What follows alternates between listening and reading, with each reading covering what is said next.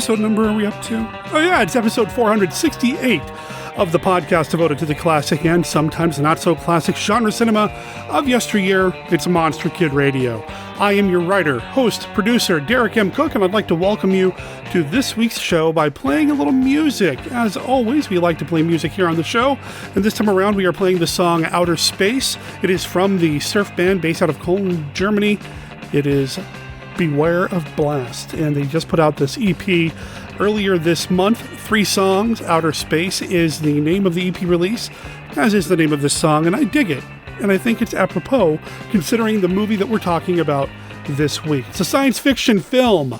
So, outer space, sci-fi, kind of makes sense. The movie is The War of the Planets from 1966, directed by Antonio Margheriti, or if you watch the movie, the credits actually say Anthony M. Dawson, but it's Antonio Margheriti, and we're going to hear about this film and about Antonio Margheriti and a few other things along the way with my friend, Rod Barnett. Rod Barnett is the man behind the NaschyCast, the Bloody Pit of Rod, and he is the president of a particular fan club. You're going to hear about that in the conversation that I'm going to have with him here shortly about the War of the Planets. It's been way too long since I've had Rod on the show. I was really happy to catch up with him, and I think the conversation went pretty well. Also this week, we bring an end to the 2020 Monster Movie Madness Tournament. It is over. We are going to announce who won. The final 2 entries went at it over the past week, and I was joined by Steve Turek from the Diecast Movie Reviews podcast to announce the winner and reflect a little bit on how the tournament went, and maybe even give you a sneak preview of what's going to happen in the 2021 Monster Movie Madness Tournament. Also, we have a little bit of feedback, and of course, we've got Kenny's look at Famous Monsters of Filmland. That's all going to happen right after this.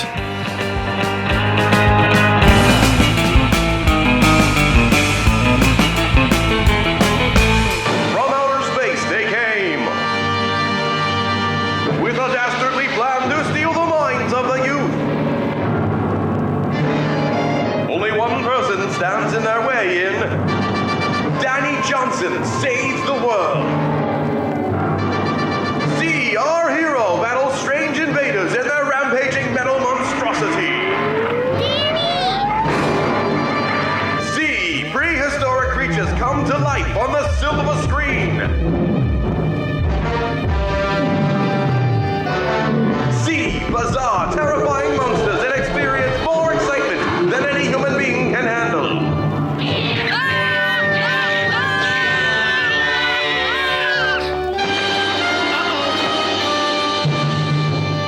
See the remarkable story of one boy's unbelievable adventure.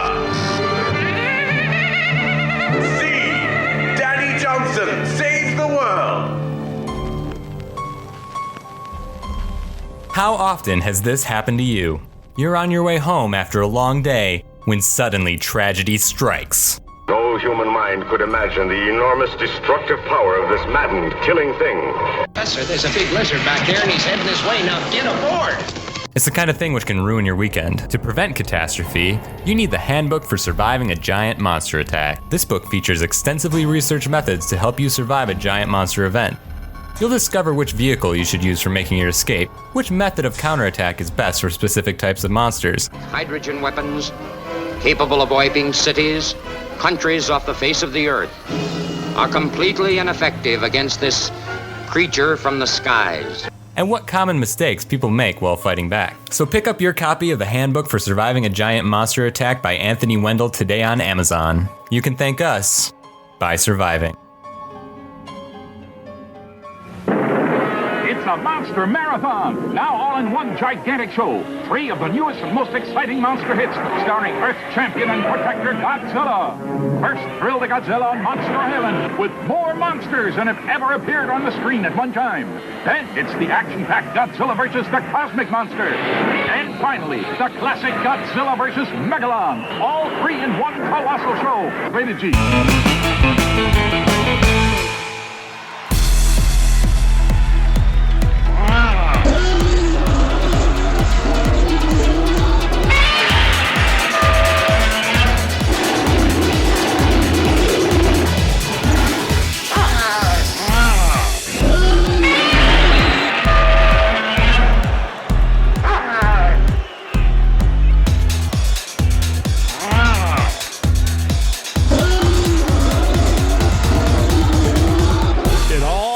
comes down to this. This is it. The final week. The final countdown. The final matchup. Who won it all? This is the culmination, the finale of Monster Movie Madness 2020. For those of you who are just joining us, if this is your first episode, if you are just now learning about this tournament, well, it's too late for you to vote. But if you... That was not where I was going at all. That just kind of came out. No, that's not what I meant at all. So the tournament is something that Steve Turek came up with. Steve is the other voice you just heard a second ago. This is something we started last year. We did it again this year. We're going to do it again next year. Each year has a slightly different theme. What was this year's theme, Steve? This year's theme was movies that the general public does not like, but we, the true connoisseurs of movies, know are gold. Pearls, emeralds, these are beauties. I mean, movies made by great directors like Ed Wood, movies made with care and love and attention to detail. I mean, what else could you ask for? Like Manos, The Hands of Fate. Exactly. Special effects that would just knock you out of your seat, like the giant claw. Right. No, these movies are gold. You know, I don't believe in the so bad it's good idea. These movies, if they make you smile, if you have a good time watching them, they're good enough for me, you know? And these movies, every one of them, even before we started the tournament, are things that I would watch willingly, on purpose, non-ironically. I would typically find something in all of these films to enjoy. In fact, this tournament has been a nice journey for me because it forced me to re-examine my thoughts about one particular film. And we'll get to that here in a little bit. How many movies did we start with, Steve? We started with 32, and they worked our way through each matchup like would be an NCAA basketball tournament. I know you know nothing about that, Derek, but sports ball, as you call it.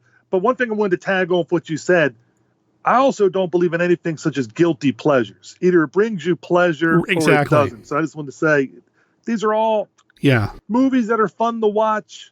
Unlike you, though, I don't know if I like every single one of the 32 because I had people in Monster Bash pick these movies. There are a couple, I watched them all.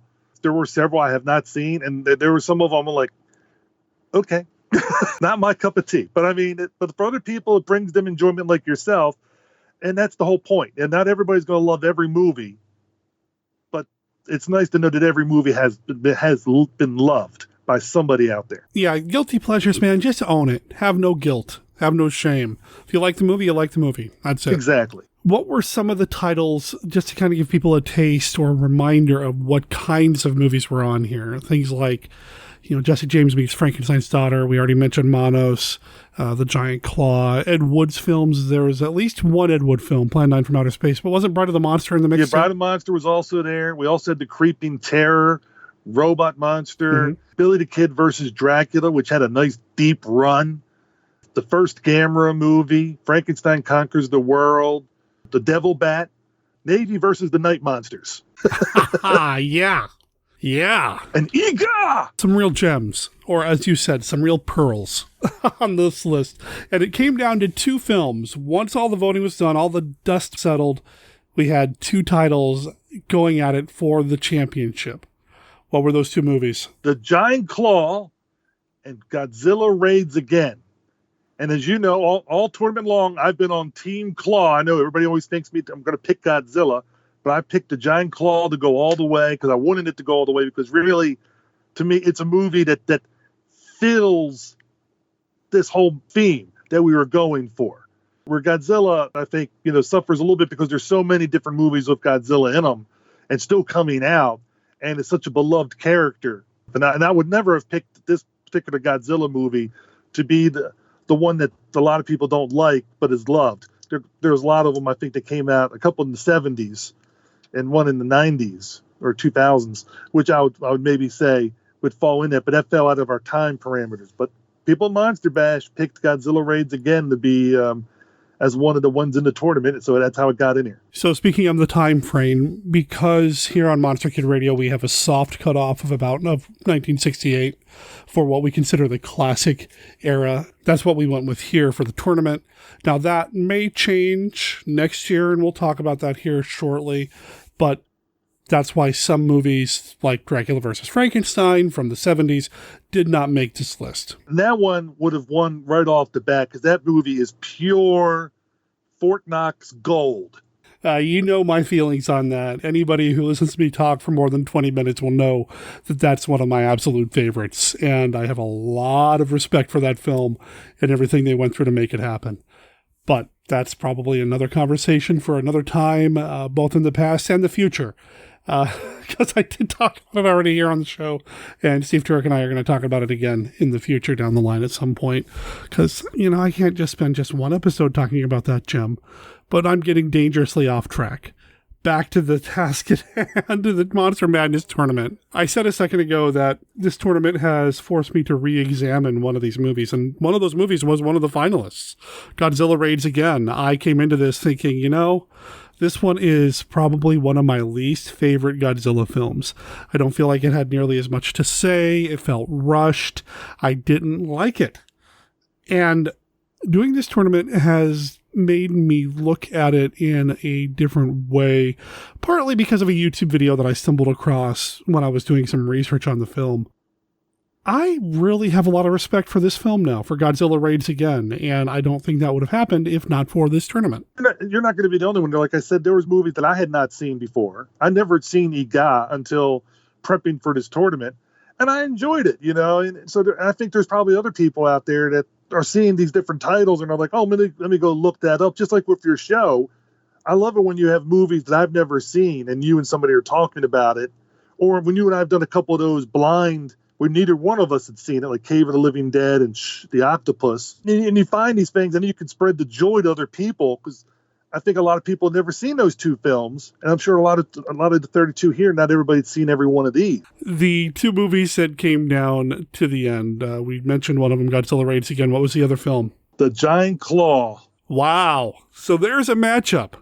Two giant monsters, one land-bound, one that can fly, one that's as big as a battleship, and I don't know if they ever say in the film how big Godzilla is, or that particular Godzilla is in that movie. Godzilla's height varies from movie to movie. I think exactly like King Kong does in all of his movies, so it's kind of hard to say in Godzilla Raids Again. I'm sure there is a list out there online. If you want to look to find out what height Godzilla is in the various movies, they got it. I mean, people really go into that, and that's what I love about these movies, is the love that a lot of listeners have, and they do that extra research on these movies that we can just look into and find quickly online. Well, and this is a different Godzilla too than the previous films, so you can't even look at that film for its stats. Either way, they're both giant monsters. Correct. From different parts of the world, Japan versus the US, different budgets, different animation techniques. It's an interesting match. How many people voted this time around? We had 115. So we had, I think last week we had 117. So we were just about right there in that sweet spot.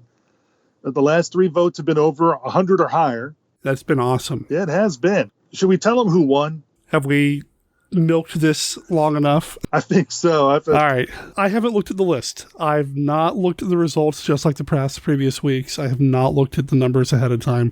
Steve has been monitoring this, and he can tell us which movie won by what margin. Are we ready, Steve? I think we're ready, and I think both you and I voted for the Giant Claw, if I remember correctly. That is correct. As much as I love Godzilla Raids Again now, I still voted with the Giant Claw. And I voted for the Giant Claw also because, again, like I said, the theme of the tournament, but name recognition. As Christopher Mims said the one time with last year's tournament, name recognition means a lot. And Godzilla Raids Again won the tournament with 58.3% of the vote. At one time, Godzilla was up in the 75 to 80% range. So Giant Claw was, wait for it, clawing its way back. But as always in a lot of basketball games, they run out of time. The buzzer went off, and he could only get as close as he got. So he did make it where it was respectable. But a lot of people I know, myself included, are upset the Giant Claw didn't win. But on the other hand, I'm a Godzilla fan, so it's kind of bittersweet. The one I was rooting for lost, but, I mean, Godzilla did win. I will say this, unless for some crazy reason we have to bring him back, Godzilla is retired from all the tournaments now. There will not be any Godzilla movies in the tournaments, if I have any say in it, because, I mean, really, it won the best of, like in the favorite thing, and it won this one, and I think it's unfair because of name recognition. Okay. We'll see. We'll say that tentatively, because depending on what we end up doing with the tournament in future years, not next year, but down the line, I might be able to find a way to work Godzilla back in. But let's give him a break, at least for next year. He will not be in next year's tournament. That's 100% guaranteed. And I think for next year's tournament, I still want to stick with the March Madness theme, but we'll start probably towards the end of February, because February is also Flashback February, and I've already committed to Steve that, to Turek, that I am going to have him on for Flashback February next year to discuss Dracula versus Frankenstein, because he's another Steve that enjoys that film, and we'll do that next year. And speaking of next year, I do have a theme. Yeah, we already have a theme lined up. Turek's been working day and night, losing sleep, working nonstop for little pay to come up with what next year's theme is going to be. Yeah, next year's theme, when we do the regions, they're going to be from different areas of the country. So we're going to have 4 divisions like we normally do. Instead of East, West, North, South, we're going to have Asian division, a European division, a Mexican division, and the USA division. And those are going to be movies from those regions, and we're going to pick 8 of them, and they're going to go head to head. So to give you guys an idea, I'm going to give you one film from each division that's going to be in there, but the Asian division is going to have Terror is a Man. Guaranteed it's going to be one of the 8 films. A nice Filipino classic. I've seen it before. I'm sure you've seen it, right there? Yeah, it's got a Moreau vibe for sure. It's an interesting take on it. Yes. Mexican, guaranteed in The Brainiac. Nice. I still haven't talked about that movie here on the show. I need to. One of the things we're going to do also with this is we're going to release all 32 of the films that are going to be out or in the tournament in January or maybe the end of December. So if people want to watch them prior to the vote, which will start, like you said, near the end of February. And who knows? I mean, if these are movies that Derek hasn't done yet, he might be talking to some different people, or if people want to contact Derek on his link about being a guest host. If there's a certain movie you're like, oh, that's when you see it come out, the list come out that you want to jump in on and do, let Derek know. So we are getting dangerously close to Derek has to really prepare ahead of time territory. Let's move on to the next region. The USA, well, everybody knew this movie was going to be in there because I guaranteed that this movie would be in because it had the 50-50 tie with Robot Monster, and that's The Devil Bat. The Devil Bat is guaranteed in as one of the movies in the USA division. Excellent. And one of my favorite European movies, and I think, Derek, it's one of yours, Cave of the Living Dead. So underrated. That has been one of my absolute favorite films that I've discovered through this show. And I got to agree. So good. And of course, it has that great line at the end, you might not believe in vampires, but I do. So good. Go check it out. It's on the Amazon. Is it still on Amazon Prime? I'm not sure, It but I probably know is. even if it's not on Amazon Prime, they can go listen back to one of your past episodes if you want to get an idea what it's like, because I don't believe there you go. I don't believe you and I spoil it at all. It's like a James Bond horror film vibe to it. Music. Yeah, you got your vampire in my James Bond movie. You got my James Bond in your vampire movie. Yeah. It's perfect. I mean, what can you say? Yeah, I mean, it really is good. And it actually has a guy that was in a James Bond movie. No, it's really good. Well, that's going to be fun. Now, there's one other change we're making to the tournament. We have been using 68 as the cutoff. For next year's, we are using 69. Basically, we're just going to, anything from the 60s earlier is going to be available for me to pick from. I'm trying to pick movies out that a lot of people don't usually know about, and to try to find some of those hidden gems that are out there and trying to give them a little more of exposure. Yeah, give them a little bit more of a rub, Yeah. And so there'll be one of the few times I'll have the list of movies and I'll talk with Derek about them just to see, ones that he's covered already, ones that he hasn't covered. So Derek will have time to, if he wants to bring some of these in, and also to make sure that they're available for everybody to somehow get a hold of to watch if they haven't seen them before. That's the other thing I'm looking at. Like, I don't want to have something that can't be seen because it's not available anywhere. That would just be terrible for the general public. But it's going to be a cool tournament. We're going to have a little bit of everything. We're going to have in the Asian division, it's going to be mostly Japanese, but we have, like I said, we're going to have a Philippine movie or two, a Korean movie. Europe, we're going to have Russia, Germany, Spain. I think a Paul Naschy film is going to be popping in Europe. Right on. That'll make some people happy. And Excellent. I can imagine Rod Burnett where he's going to vote. Yeah. And in the Mexican movies, I mean, really, to be honest, a lot of people don't. I mean, I know you've been doing your luchador movie, It's coming up. Yeah. And so we're gonna have a couple of those in there, but some other movies that are going back into the 30s or 40s, if I can find that they're available for people to see. That's the hardest part. That might be the hardest thing in the USA, where there's a lot of movies to pick from there. Exactly. Okay. Well, this will be fun. I'm looking forward to next year. This has been fun this year. I'm glad that we've been able to pull it off and actually keep it week to week to week here on every episode of MKR. I've just had fun doing this. Thanks for putting this together, man. Oh, you're no problem. One movie I'm going to recommend for you, Derek, to watch is Wu Chi, the Demon Slayer. It's a movie that came out 12 years ago. And that was a movie that you just covered on the Diecast Movie Review podcast. It's actually something you would really like. It's a Korean film. It's readily available on DVD, Blu-ray, and I think it might be digital downloads. I think the digital download is only the dubbed version, where if you get the DVD or the Blu-ray, you can get the dubbed and the subtitled version. See, I'm trying to give your podcast a pop here. Come on, man. Oh, that's fine. I just want to make sure the Diecast Movie Review podcast. Yeah, that's where.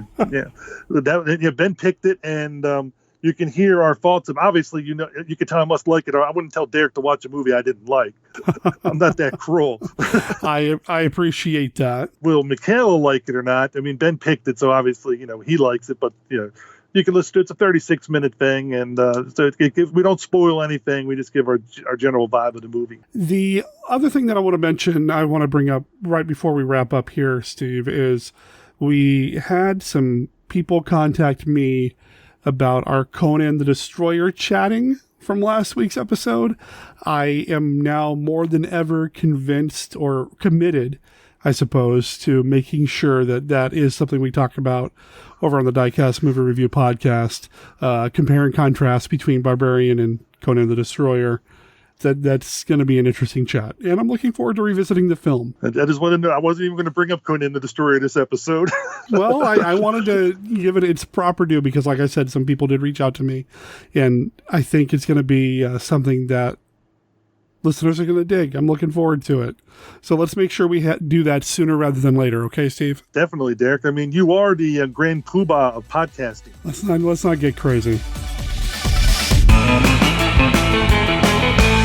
Of terror with two of America's most blood-chilling science fiction shockers, Island of the Burning Damned and Godzilla's Revenge. In this quiet setting, a tale of prehistoric horror is about to unfold with the science-battling awakening of long-gone giants.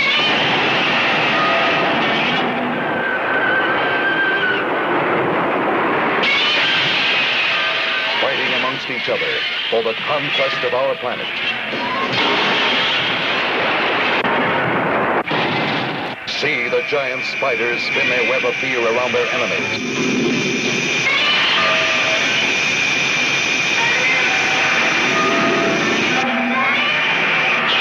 Godzilla's Revenge knows no limit. No end. No stopping. See man's last attempt at saving humanity from destruction. And Godzilla's Revenge. And on the same shock-filled program, Island of the Burning Dam. What is that strange noise and burning white heat that drove people to their death?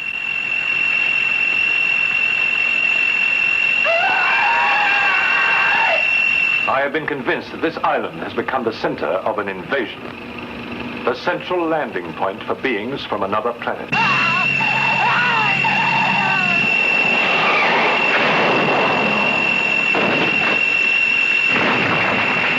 What happens when an unknown power from outer space uses our radar signals as life-saving beacons to bring it to Earth to consume our energy?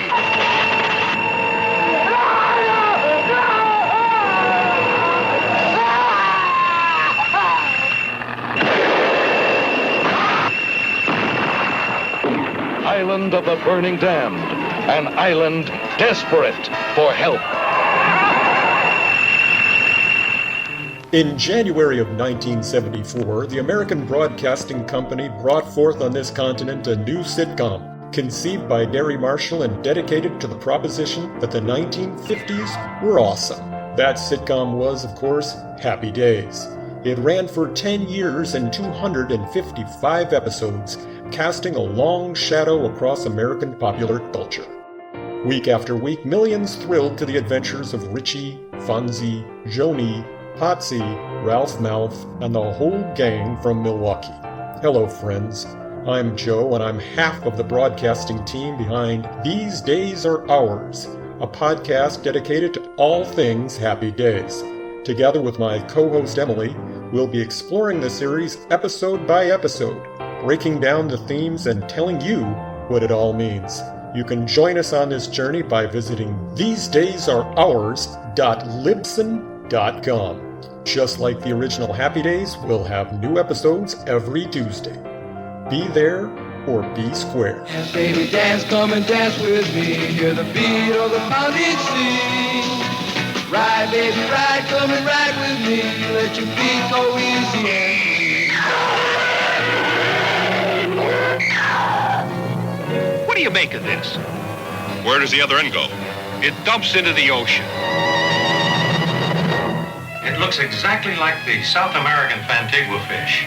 I hope you can take one alive, Sheriff. I still believe that a human clawed that girl to death.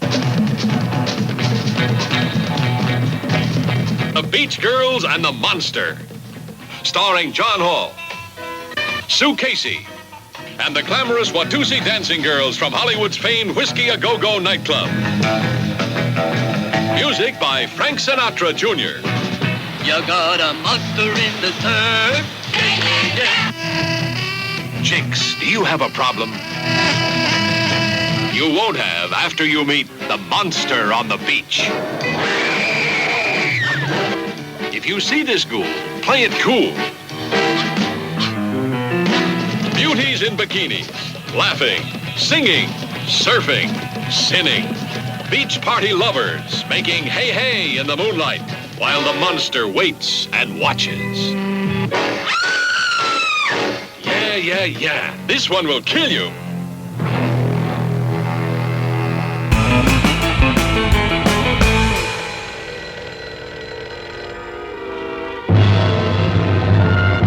What number is it? What am I calling? You're dialed into the feedback section of the show. We got an email this week from Tom. He is the man behind the Go Forth and Game podcast. Tom writes, "Hey man, I just wanted to drop you a note thanking you for covering Dracula vs. Frankenstein. I've heard you mention it for a long time and had it on my watch list, but just hadn't gotten around to it. The show pushed me to watch it finally, and I'm glad I did. That was a fun movie. Yes, production quality is not fantastic, but it's a blast. Nash was giving his best performance as always. You couldn't tell that he may have been ill or feeble. Cheney was fun too. It was a little sad seeing Cheney, but as you and Steve mentioned on the show, bravo to Adamson for giving them work. I thought Zandor was a pretty good Dracula. He was creepy and had some gravitas on the screen. I'm glad you explained the ending and the change in his makeup because it was abrupt. Speaking of abrupt, Mike's passing was a shock. In lieu of your explanation of the ending, I see it, and the shock is lessened. But I didn't know that when I watched it, and I thought it was a bold move by Adamson. All in all, I'm happy that I finally am able to check it off the watch list. And I'll say this, speaking of Steve Sullivan, he's probably one of my favorite regular guests after Micah. Okay.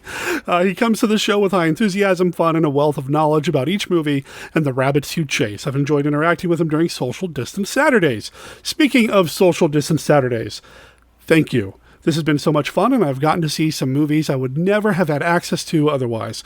I really enjoyed They Came From Beyond Space, and especially House of the Gorgon. I like that movie so much. Josh did an amazing job, and it was fun watching the actors work. You could see they were having fun. Thanks to you and Josh for the showing.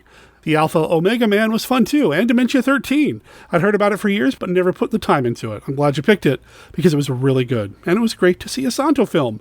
This is getting long, so I'll end. Thanks again for MKR. It is a highlight of every week. Thanks for Social Distance Saturdays and giving us a new matinee experience so many of us didn't get when we were younger. hello to Brenda, your friend Tom. Tom, thank you for writing in. I'm so glad that I was able to motivate you to watch Dracula vs. Frankenstein and that you enjoyed the experience. This movie, the more I think about it, the more I watch it, the more I enjoy it. I mean, I feel like I could go deep, and I mean really deep, in exploring and just really dissecting this film.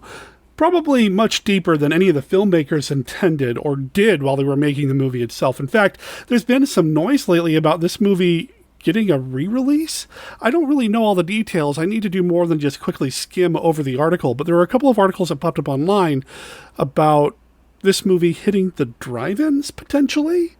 I don't know all the details. Again, if anybody out there knows the details, I'd love to hear from you, and I would love to share that information here. But there's been a lot of talk with everything going on with the coronavirus and the corona-apocalypse, COVID-19, movie theaters shutting down, that sort of thing, that drive-in movie theaters may be slowly making a comeback. Not that they're going to build a bunch more, but the existing drive-ins may start seeing an uptick in business once drive-in season starts, because you can see the movie from within your car, and it's probably the safest movie-going experience to see a movie in public, as opposed to going to a movie theater and sitting in a theater with a whole bunch of people, that sort of thing. Whereas if you're contained to your car and the people working at the drive-in don't have the virus and that sort of thing, it's probably the safest option for you if you have to go out to see a movie. And plus, going to the drive-in is just flat-out awesome. And if Dracula vs. Frankenstein could potentially be hitting some drive-in movie screens, again, I don't know if that's exactly what's happening, but man, that would be so cool, right?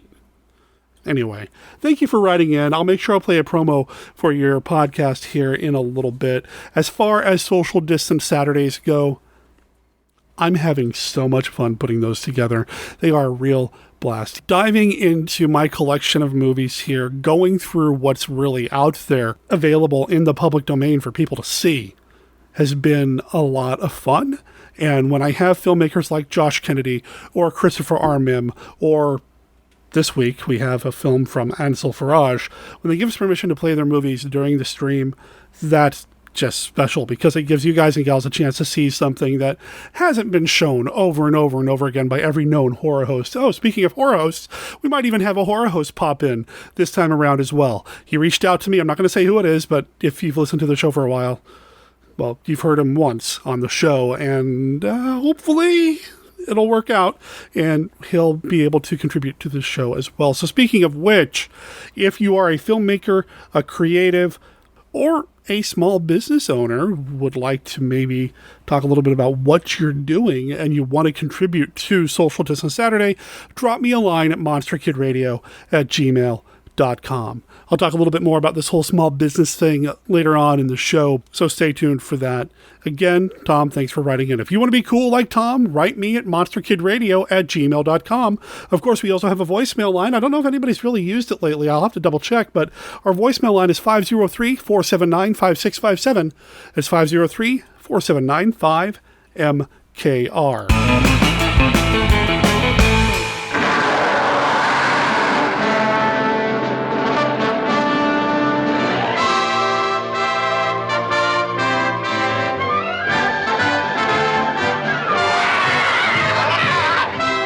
You'll get those hysterical, hilarious horrors when you join those Bowery boys as overnight guests in a mansion of merry maniacs.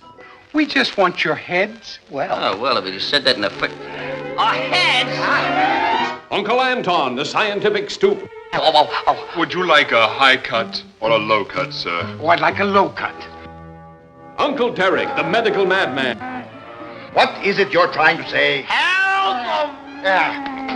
Cousin Francine, the fluff with the stuff. I mean business. Aunt Amelia, who's no camellia. The butler Grisson, he's gruesome. The family tree, a man-eating honeysuckle. Boy, I feel just like a space cadet. This will register his brain potential. My friend here has a vacuum-packed head. The Bowery boys get the heebies, the jeebies, the willies, and the shakes, while you get the laughs of the year. Gentlemen, I have a suggestion. 50-50. No.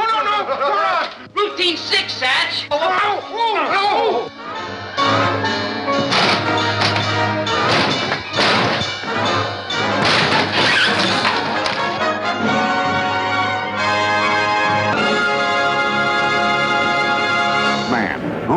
kill to live. He is 104 years old. Your eyes. What's wrong with your eyes? Yes, look at him well. This thief of time, this man who could cheat death, who knows the secret of immortality.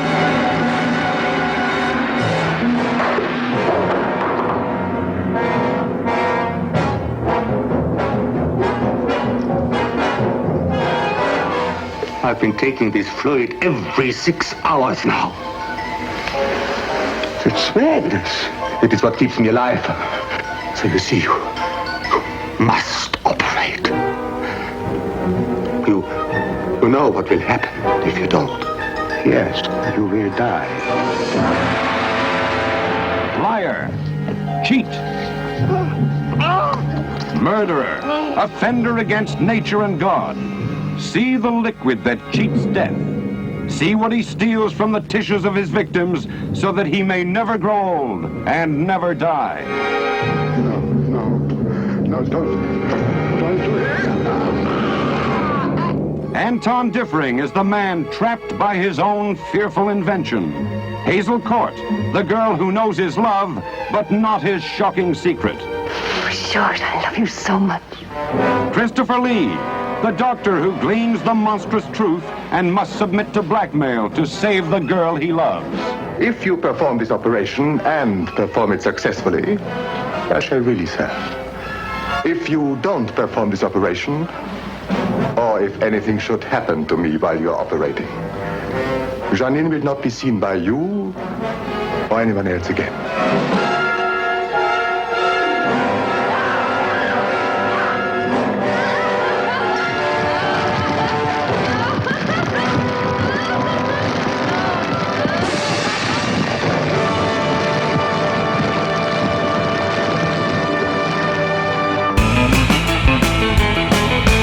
Hello there, Monster Kid Radio heads. This is Kenny with a look at Famous Monsters of Filmland.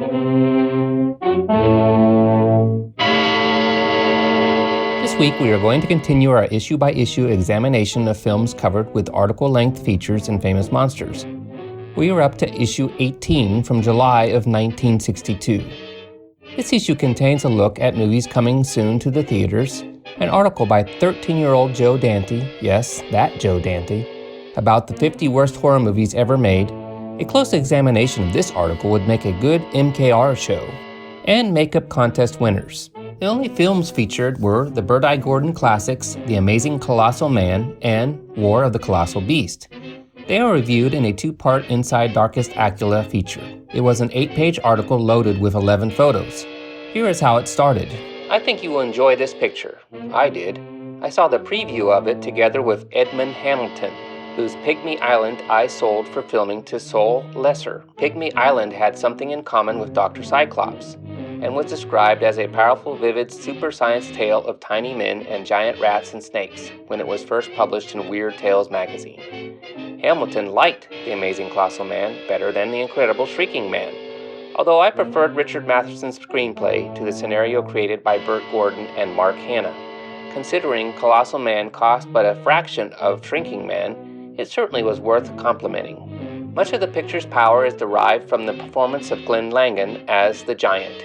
He does an excellent job. Langan plays Colonel Glenn Manning, victim of a freak accident during the detonation of the first plutonium bomb. In a heroic effort to save another man's life, it at first appears that Colonel Manning has lost his own when the blast sears every inch of skin from his body. The scene where he is charred before the camera's eye by the atomic radiation is a hair-raiser and is effectually reprised twice during the unfoldment of the film. The article continues with a brief synopsis of The Amazing Colossal Man, which was written shortly after Forey saw the film. It ends with this. The Amazing Colossal Man meets his apparent doom at Boulder Dam, but the clink of coins at a healthy box office can often work wonders in reviving the deadest of monsters. So let's put it this way. I wouldn't be amazed to learn of a sequel. The article jumps to the present to talk about the upcoming release of The War of the Colossal Beast. Run for the hills, folks. The Colossal Beast is coming. The Beast is the sequel to The Amazing Colossal Man. While shooting, it was first known as The Return of the Colossal Man and later The Revenge of the Colossal Man. I got the story of the sequel from Burt Gordon, who wrote and produced it on the set of the picture while the final scenes were being shot. The Colossal Man was going through his king-like performance of swatting at a gnat-like model plane. His makeup was reminiscent of the giant in one of Gordon's previous pictures, Cyclops. Forey continues till the end with a detailed synopsis of the picture, down to spoiling the ending. Bird-Eye Gordon knew his target audience would be readers of FM and was more than willing to provide Forey with photos and information on all his movies. Over the years and issues, we come to realize that Mr. Big was a friend of Famous Monsters. This colossal double feature has yet to be covered by Derek and his pals. There you go, buddy, another 2 for the list. That is all for this week's look at Famous Monsters of Filmland. We will have more next time. For MKR, this is Kenny saying adios.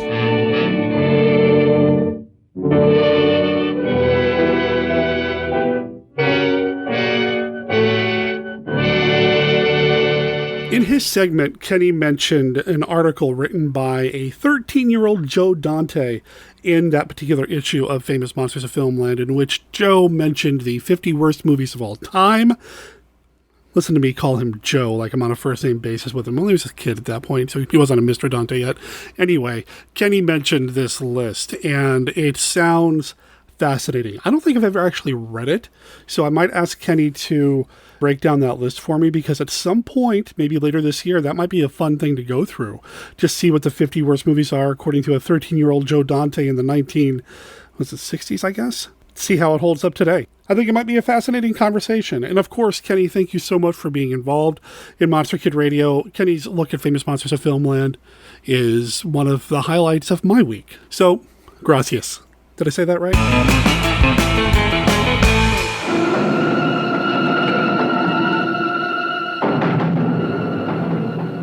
Filmed on a spectacular scale in breathtaking Technicolor, here is the bone-chilling motion picture the critics have called a classic shocker, The Mill of the Stone Women.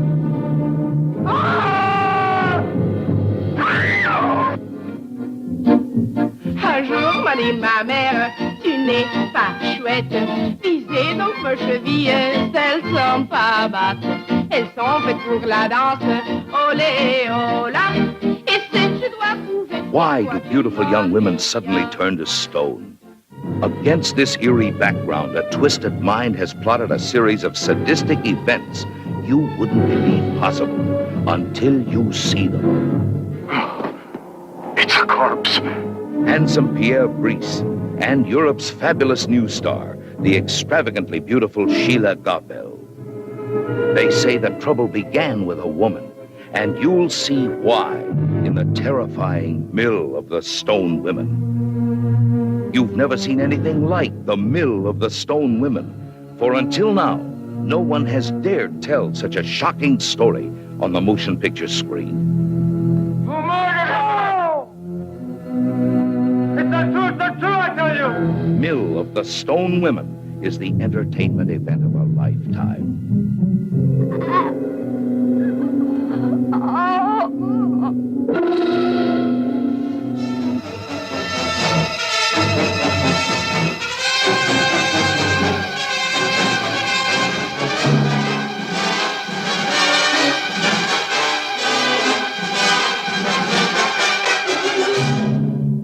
Don't miss The Mill of the Stone Women. Night falls on the great halls of Frenzywood. Chris and Jerry read this week's comics with a sense of terror and foreboding. Which books will they enjoy, and which will unsettle them with an eerie mood, striking into their very souls? They work their way through the rare and mysterious tomes to find those worthy of your attention. A knock comes to the door, bringing something strange and otherworldly that no one has ever seen before. It's The Professor Frenzy Show! Professor Frenzy, it's a show. Professor Frenzy Show. Professor Frenzy, it's a show. Professor Frenzy Show. If you like indie comics and also like podcasts, please try The Professor Frenzy Show. Find the show in iTunes search and Facebook. Episodes tweeted out on @ProfessorFrenzy on Twitter. Thank you. Pounding across the motion picture screen comes the most terrifying monster of them all. Gamera, the Invincible.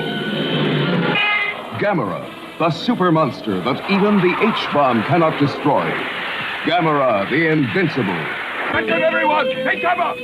Gamera, consuming raw atomic power.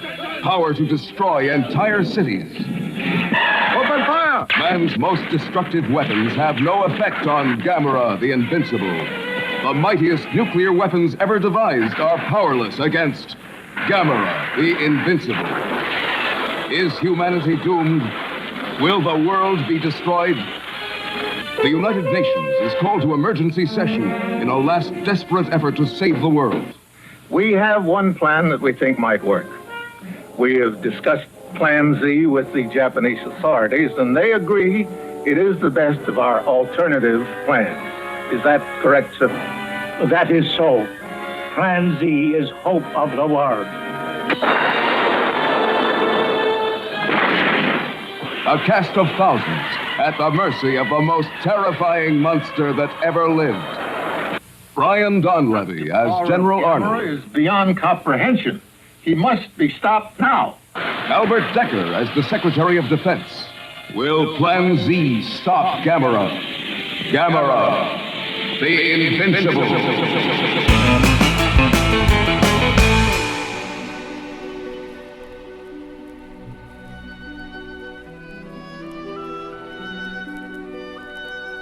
I am Dracula, and I bid you welcome to the podcast devoted to the classic, and sometimes not so classic, genre cinema of yesteryear. And I offer you this warning. Sometimes Derek and his guests get excited, and they may spoil a movie or two.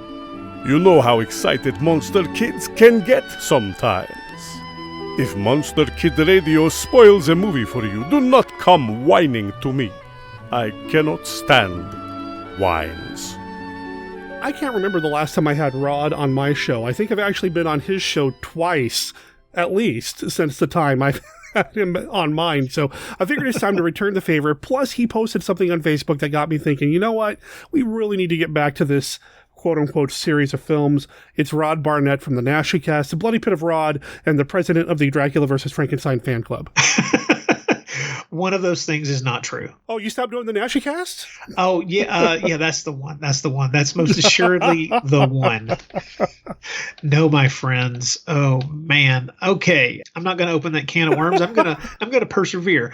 You know, I can't remember the last time I was on your show. I should have looked it up and determined what we talked about the last time I was on the show, but I can't remember to save my life. Let's see. It might have been for Edgar August Poe with Castle of Blood back in 2018. That makes sense. You're right. That was probably it. Yeah. And of course, that was another Antonio Margheriti thing. I did never, let's be. Oh, it was, wasn't it? Yeah. Well, here's the weird thing is I never expected to become some kind of online podcasting champion for Antonio Margheriti. We just kind of fell into it. John Hudson and I over on the Bloody Pit, we just kind of fell into talking about his films because nobody else really seemed to be doing so. And when you looked at his career, there were just so many different genres and so many different things that he had done across the whole of his career. And, some of them was good, some of them bad, some of them, but there was never a point where you could look at his career and go, well, past this point, it was all crap because, there were good and bad in everything that he did. And he was just a fascinating guy. I would agree with most people who say, especially aficionados of Italian genre cinema, that maybe he wasn't top tier, but even if he's just beneath top tier, he's still constantly busy. There's so much to dig into, and even the things that don't always work have something interesting in them. So it's nice to be kind of rooked into this Antonio Margheriti thing. Would point people toward Adrian Smith's excellent blog about Antonio Margheriti films called Bloggeriti, which is my favorite blog title of all time, probably. But the occasional updates he puts in there going through the career of Antonio Margheriti, it's great. He's been able to interview a couple of people who were in Margheriti's films. I don't know. I just find a lot of joy in Antonio Margheriti films. They're, even when very strange, there's still a lot of fun to be had. I don't have as much experience with the filmmaker as you do, but what I have seen, and it's mostly for the show, I've adored. I just fall in love with his aesthetic, the way he is constructing these little mini worlds in which to tell these stories. They always feel full to me. It doesn't ever feel like, was given a set and say, hey, go make a movie. Even if that's what happened, he still feels like he fills those sets, those worlds with real characters that have existed in this world before he says action and long after he says cut. And it's weird to be able to say that, too, about some of his films, because like with a lot of Italian genre filmmakers, by the time the 80s rolled around, budgets had fallen precipitously,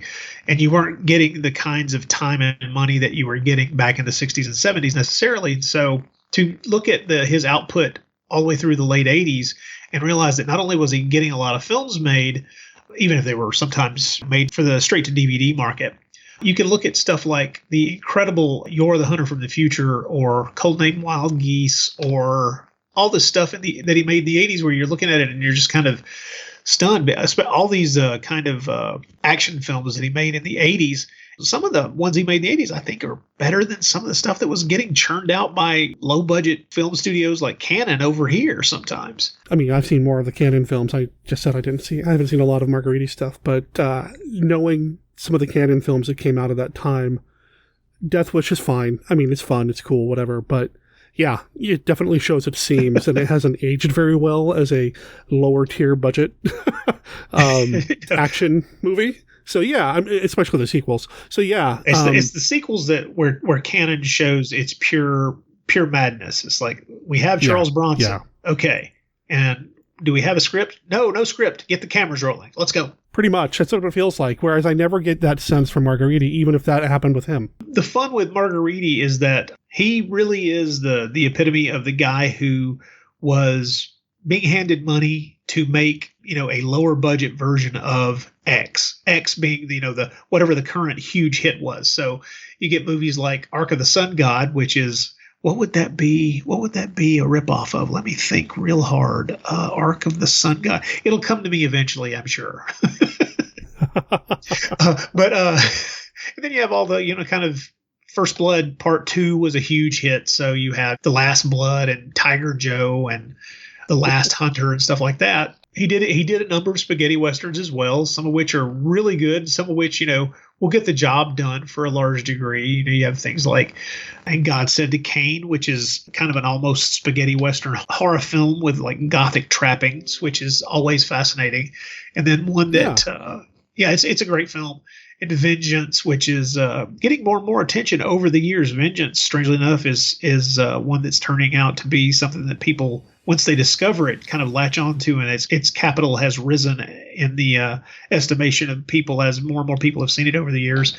It's kind of neat. It's there's a slow but steady reappraisal of his career. Strangely enough, just as individual movies get discovered, I do still hold out hope that one day we will be able to get some kind of high-def release of the full uncut version of You're the Hunter from the Future. And that, that's 3.5 hours of your people, 3.5 hours, because it was done for Italian television. It was a 4-part Italian television thing. And so there's just all these extra monsters that got cut out for the theatrical cut.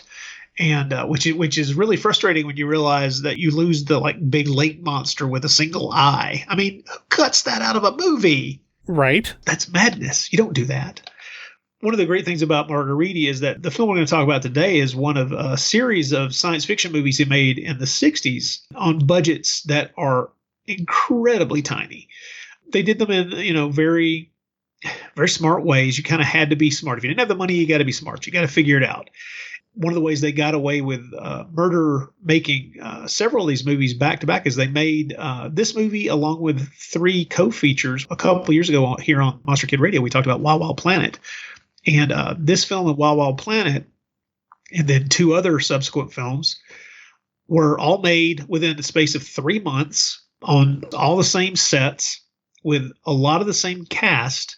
When you realize that, it kind of gives you a newfound respect for the movies actually being as together as they are.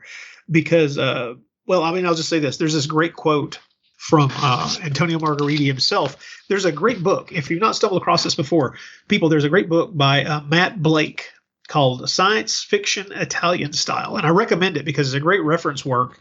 And it allows you to get a lot of background information on some of these movies. Mr. Blake has been able to interview a lot of folks and talk to a lot of folks. He's been able to get hold of some folks that were involved in these things. And it's really great because he clearly has a strong love for this weird little subset of science fiction. Never did so many make so much for so little in a weird little way. But there were early in his career, Margheriti was known. He was a technician and he was a special effects man, and so he worked on special effects sequences for lots of different people's films. We're talking, different sword and sandal movies and things of this nature. When he moved into the director's chair, it was primarily because he was so good at filming the special effects and getting that stuff on screen, on time and on budget. And so a couple of his first movies were science fiction movies. We just recently, over on The Bloody Pit, covered his second science fiction movie, which is called Battle of the Worlds. Now, remember, Battle of the Worlds is different from War of the Planets, which is the film we'll be talking about today, because the titles get really, really very much samey. The first three films of this whole run, Wild Wild Planet, War of the Planets, War Between the Planets, I mean, it's really, yeah. Yeah. It's like you and I had to clarify which movie we're actually doing because of that. So yeah, exactly. And it's one of those things where if you're not careful, you can misremember. I have mislabeled different things, staring right at them and knowing what they were, and still written the wrong title down. So about a month ago, we covered Battle of the Worlds. Battle of the Worlds. Our spaceships are decimated when the invading planet's insurmountable pull of gravity begins a shattering cosmic destruction. Only one scientific mind can stop the stellar holocaust. Your days are numbered. I prefer that you speak before the United Commission. He alone knows there are only 80 days to live, and he must convince the world of this threatening catastrophe. Can he find the formula that will save the Earth? Feel the torment of desperate passions as men and women live the last panic-filled hours of love in history's final chapter. It stars Claude Rains as a scientist who makes a discovery, and there's a lot of stuff that goes on, but all you got to know is Claude Rains is in it. That makes that one stand out, right? So you got Claude Rains. It kind of stands on its own, and you understand that one's hard to mistake for the others, except for the rather generic title, Battle of the Worlds. About 4 years after that, Margheriti returned to the genre and made a series of these 4 interconnected movies, which eventually became known as the Gamma 1 movies. There's been a lot of talk over the years about how these things came about. What's great is there's a fantastic quote here that Mr. Blake has from Margheriti. He says, they were put together with the intention of a global cinematic release, but they were not put together with the intention of a global cinematic release, but for distribution on TV. Margheriti says 2 episodes were produced by an Italian TV station. The other one's by an American one. Unfortunately, the stupid producer had the idea of releasing them to the cinema. You can imagine a TV movie from the 60s dealing with spaceships and such special effects on the big screen. It doesn't make for a very good impression. I remember we had 3 months to shoot the entire series, including post-production. I directed 4 complete movies in only 3 months, and believe me, it was very hard work. For everyone else involved, it was a fun project without any real stories or ideas, and the results look exactly like that. Now, okay. I love his honesty with that statement because it is true. In this film, at a certain point, and in what you could either call like the third or the fourth, it really kind of depends on how you want to define the order in which these films should be watched or could be watched, because they were released on different schedules in different countries, and they were all made at the same time. So I have no idea who had the nightmare job of actually editing these movies together really quickly, because Lord knows something could have ended up in the wrong film at some point in time. Who knows? But there does come a point in War Between the Worlds. Or no, is it War Between the Planets? See, I'm already mixed up. Look at this. This is sad. I think it's planets. Well, no. Let's see. Okay, so not in this one, but in geez, this is craziness. This is the the War of the Planets. Yeah. Okay, so we're in War of the Planets now. War Between the Planets is probably the third one, and I got to tell you, there comes a point where about 30 minutes into War Between the Planets where you're not sure for a good 20 minutes exactly what's happening or why people are doing things. I mean, they're definitely doing things, but you don't understand necessarily why. And that's just because they were trying to get this thing made without necessarily having the story all nailed down for everybody involved. And so when you can just imagine that in the editing bay, and with the dubbers trying to figure out how to string this all together and make it comprehensible, it had to be a nightmare. So it's kind of amazing that War Between the Planets, not this film, but it's kind of amazing that War Between the Planets makes any sense whatsoever. I think my cohort on the podcast, John Hudson, once summed it up as Earth confronts a farting planet, and that's pretty much it. I mean, it's a gaseous planet that keeps exploding gas out into space, and maybe that's about as deep as that movie needs to be thought about. But okay, because honestly, having watched all four of these movies a few times, War Between the Planets is also known as Planet on the Prowl. It's probably the weakest of the four. And it's still got stuff in it that's worth seeing, mostly the visuals. You can't let them. Get out of there first. Blast them now. Drop now. You've got to do it. Dad, listen to me. From the remotest reaches of the cosmos, an unknown force is overpowering mankind. I can't get enough buildup. We'll never get off the ground. Calm down. 10, 9, 8, 7, 6, 5, 4, 3, 2, 1, fire. The greatest threat in outer space, the war of the planets. You can't stop them. Laser's no good. You can't stop them. They're lights, but they've got shape. They're more than lights. When you have them within, you experience power of mind beyond all comprehension. Working feverishly, courageous astronauts vainly search for a transparent enemy that has overtaken their space station, paralyzing every form of life and motion.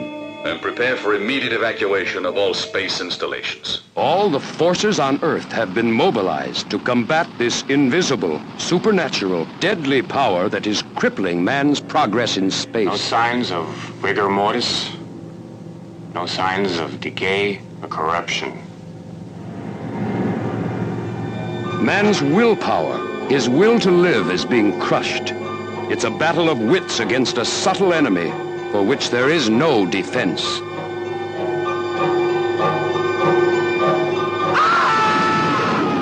This one's pretty solid. This isn't my favorite. I think Wild Wild Planet will always be my favorite one because it's the most visually inventive, and every 5 minutes it seems that there's something on screen that, and it's not making you wonder why it exists on the screen in this story. It's just making you go, holy crap, look at that.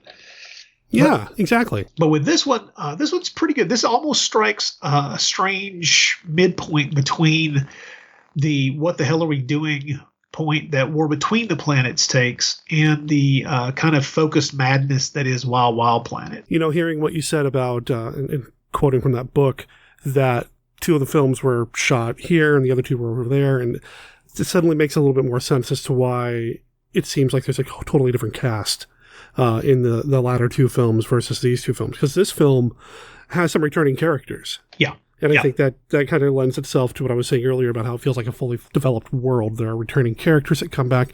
Now, we keep seeing their sequels or their follow-ups. They're not really connected. There were some returning characters, but you could watch these really in any order, I feel like. I think you're doing yourself a disservice if you start with the third film, but you can watch these in any order. Agree. Yeah. You're right. I mean, especially with Tony Russell in the lead in the first two and Wild Wild Planet in this one. I got to tell you, did you have, I don't know, maybe I'm the only one that had this thought, but I doubt I am. When watching this movie again, I just kept thinking to myself, man, in 1966, Tony Russell would have been the perfect Reed Richards. Oh, wow. He's got the graying at the temples, and his facial features are very much exactly like Reed Richards. I'm like, man, he's like a really intense Reed Richards. Yeah. Check him out. Especially for that era of Fantastic Four, early Fantastic Four.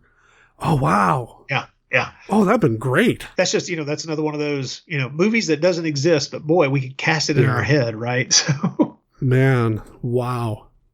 Tony Russell is he's from Wisconsin, so he's our American in this sea of Italians, and he does quite well for himself. Of course, any movie in which you get to spend a lot of time being the object of sexual frustration for Lisa Gastoni, I mean, that's probably a good day. That's one beautiful lady. Oh man, yeah. I'm not saying that I think she's attractive. I'm saying she is attractive. She is very attractive. She is a beautiful woman in this, and I appreciate that in terms of constructing the story. And this feels like a very European or Italian thing, that when creating these characters, they're allowed to have a little bit of that sex appeal while still having more to them than just the sex appeal. Yeah. She's not just frustrated Lieutenant Connie because Commander Mike's working too hard and not paying attention to her. There's a little bit more to it than that. I mean, she gets really involved in what's going on as well, and especially in the first film in Wild Wild Planet, but she still has some of that here too. And I appreciated that. True. And honestly, I don't know how much English Miss Gastoni knew, but they play off each other very well in this. I don't, like I say, who knows in what sequence these things were filmed, or if they were filming sequences for all four, like for 2 different movies at the same time. Who the heck knows? But they're very good together on screen. There's a bit of chemistry there. Yeah, and I really like the 2 of them together, and I'm disappointed that they're not going to be in the other 2 films. Well, this is the last time we get to see this couple, And it is a little disappointing, but I have to say that the leads in the it's going to be always a matter of taste, but I do think that the leads in the 3rd and the 4th films are good as well. But the thing is, I do think I prefer Tony Russell. There's just there's something about him that I think gives everything a little bit of. He comes off sometimes as gruff, like a commander of this type of station would have to be, but at the same time, he doesn't seem like he's a jerk. If memory serves, there are times in the 3rd and 4th films where it's like I wanted the guy playing the lead in those movies he needs to back it down a little bit, because he's coming off as a jerk. Yeah, Tony Russell, like you said, he's an American, and this was pretty common. And I think we've talked about this a little bit here on the show, that a lot of European cinema, they would usually bring in like one American actor and offer him or her, sometimes it was an actress, a lot of money to appear in their lower budget productions and treat him like a star, as opposed to being treated as just another leading man in Hollywood or whatever. And this happened a lot with spaghetti westerns and Euro spies, and clearly in some of these science fiction films as well. Tony Russell's filmography, he looks like he did some Euro spy films, right? He did a couple of peplums. He did 2 or 3. He's definitely got the look. He's got the build. So he did some Sword and Sandal. He did at least 2 Eurospy films, if memory serves. One of which I know I've seen, but it's been so long I cannot remember what I thought of it at the time. The title is really cool. It's really cool though, which is the only reason I remember that I saw it, which is kind of sad to say. He had a really big career even while he was doing things in front of the camera. He's that guy who set up and was a big part of the dubbing association over there, the English language dubbing association over there. So his voice, even if he is not on screen, his voice turns up in a lot of English language tracks for Italian movies for a lot of years over there. So let's just say he definitely fits the template of the American abroad trying to figure out a way to make a buck. Sure. That's what a lot of them did too, is when they weren't making films in Italy, they were working with that association. I forget the exact name of it, of the organization. Roger Brown was the president of it for a long time. And he, of course, is the man in Argo Man, which now gives me an excuse to play that trailer in this episode. Yes. Because I love Argo Man. Yeah, Roger Brown, Tony Russell, a lot of them would do dubbing work for the films to be released in English-speaking markets. Because a lot of these European films, they just spoke whatever language they spoke, knowing that they were going to dub them later for wherever they're going to send them, which is pretty similar to what like the Shaw Brothers would do, too. They just kind of did all their dialogue in post. Yeah. Yeah, that's great. I mean, he did, I'm looking at his filmography right now, and it looks like he did eventually come back over to the States and did a lot of TV. Yep. The Invasion of Carol Enders. I didn't realize he was in that. Huh. He did a Night Gallery episode, Death Valley Days, all kinds of stuff like that. Lou Grant, Chips, Vegas. Well, the thing is, he didn't have the Hollywood career he wanted, which is why he went to Europe in the first place. And then, he was making a lot of movies over there, so it certainly paid off for him. What was the Eurospy film that you said you only remember because of the title? Target Golden 7. That's an awesome title. Isn't it though? I mean, it doesn't get Other than that, plus Erica Blank is the femme fatale in it, the kind of the female lead. And anytime you can see Erica Blank is it's a good day. Let's put it that way. No, I love Eurospy films, and if there was more hours in the day and or I didn't need sleep or socialization with my family, my wife, I would launch a Eurospy podcast because I just love that subgenre. But anyway, it would be a lot of fun. Speaking of Eurospy, years ago there was a wonderful reference book published called the Eurospy Guide. It's a fantastic book that'll give you a lot of information about this stuff. And it was also written by Matt Blake, the guy who wrote this science fiction Italian style book I was referencing. The science fiction Italian style book, I'm going to make sure that there is a link in the show notes for people to pick that up. It'll go to Amazon through my affiliate link. So by doing that, you actually kick like 10 cents to me or whatever it is Amazon decides to pay that day if you wanted to pick that book up. And what the heck, I'll make sure there's a link to the Eurospy Guide as well, which I actually own. I believe that was Midnight Marquee Press, wasn't it? I think so, yes. And like I said, I've got that as well and was using that for research when at one point I was going to do a commentary track for Argo Man. Kind of fell apart, but whatever. That's a loss to all of us. Yeah, well, I suppose I could still do it as a fan thing. But the reason I bring up Argo Man a couple of times is because Argo Man was one of these films I was introduced to through Dorado Films when I was doing work with them. And one of the things I did with them years ago was a Dorado Films podcast. And on that podcast, I had Robert Murnell on as a guest. So every time I see his name pop up somewhere on Facebook or whatever, I just kind of check in because he was somebody who came in to talk about some Jess Franco films on the Dorado Films podcast. He was in the, I don't know if he still does it, the El Franconomicon website. Or the I'm in a Jess Franco state of mind website or blog. I don't know if that's still him or not, but he would do that. He came on to talk about Jess Franco, but then you mentioned him because you said that you and he were talking about a campaign to maybe get these 4 films, these Gamma 1 films on Blu-ray. Yeah. What it is that Mr. Monell and I have been, for about the past year, he's done a couple of episodes of The Bloody Pit, and he and I got to do a commentary track for a Mondo Macabre release of an obscure Spanish film called The Killer of Dolls. And nice. So we stay in contact with each other pretty much all the time. And Mr. Monell is really, really fun to talk to about this because he's got decades of experience writing about this stuff. And so anytime you can get him on the show and get him to talking about this stuff, for instance, most recently had him on the NaschyCast. And it's when I was having people on to talk about different Doninsky films. And he picked, and I shuddered when he did this, he picked Fury of the Wolfman. And the thing is, he really brought something to that discussion because he came at it at a right angle, and we can talk all day long about the completely bizarre nature of that movie and how so much of it just does not work. But through him, we're able to kind of watch it get pulled apart and put back together again and see where the composite parts of that movie kind of came from another failed script before that. And he's a font of knowledge. Mr. Monell, Robert Monell, great to have around anytime you can. Well, next time you talk to him, tell him I said hi. I don't know if he remembers me or not, but I did remember recording with him. And yeah, like I said, this is what kind of prompted me to reach out to you to finally get you back on to talk about one of these films, because it's been way too long. The last time I had you on to talk about any of these films, let's see, I just had it up here a second ago. Wild Wild Planet, September of 2016. Ooh, wow. So almost 4 years ago, Yeah, it's been a long time since we've talked about any of these movies, and I considered going back and rewatching Wild Wild Planet to just get myself ready for this one, but then I remembered, you don't have to see the first and enjoy the second. They're not really connected in that, it's not like an ongoing storyline. It's just another long science fiction episode, which I really enjoyed. Yeah, it's something that Italian television was doing at the time, and I think continued to do for a very long time, which is feature-length long stories produced for television, kind of like TV movies, but with a slight bit more ambition and a definite push toward genre at time. It's kind of weird to know that back in the 60s, these movies were made with an eye toward them being played on television. One of the things that I really like about them is the look of these films. It's just, the world is just fascinating to me. The colors, the way everything's constructed. And it's almost like an alternate reality version of what was happening over here in the States on television, because what else came out in 66? It was a big sci-fi thing. Star Trek. Oh, yeah, that's right. Yeah. Star Trek started in 66, right? Yeah. Oh, so you have these two different looks at two different cultural views as what the future is going to look like, and the way they use colors are a little bit different and that sort of thing.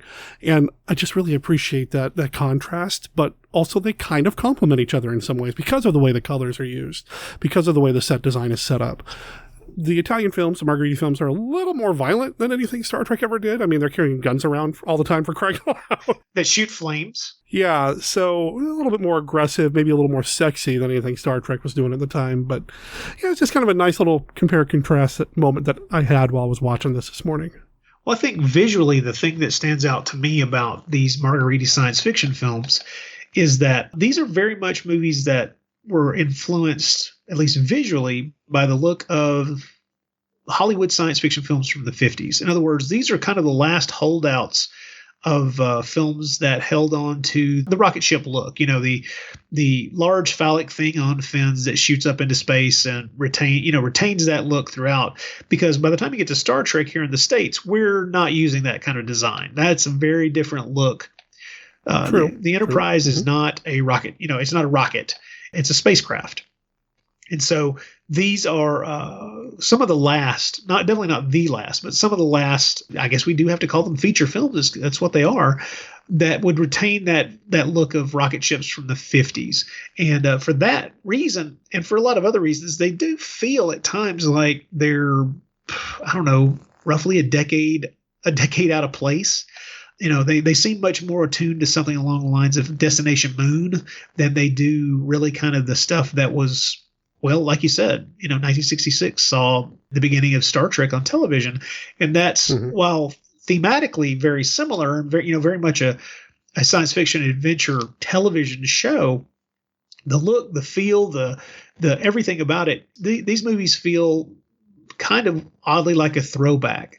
Now, that's both good and bad depending on how you feel about them. But at the time, you have to wonder just what audiences, because these things got strung out and released along, from like 65 to about 68 or 69.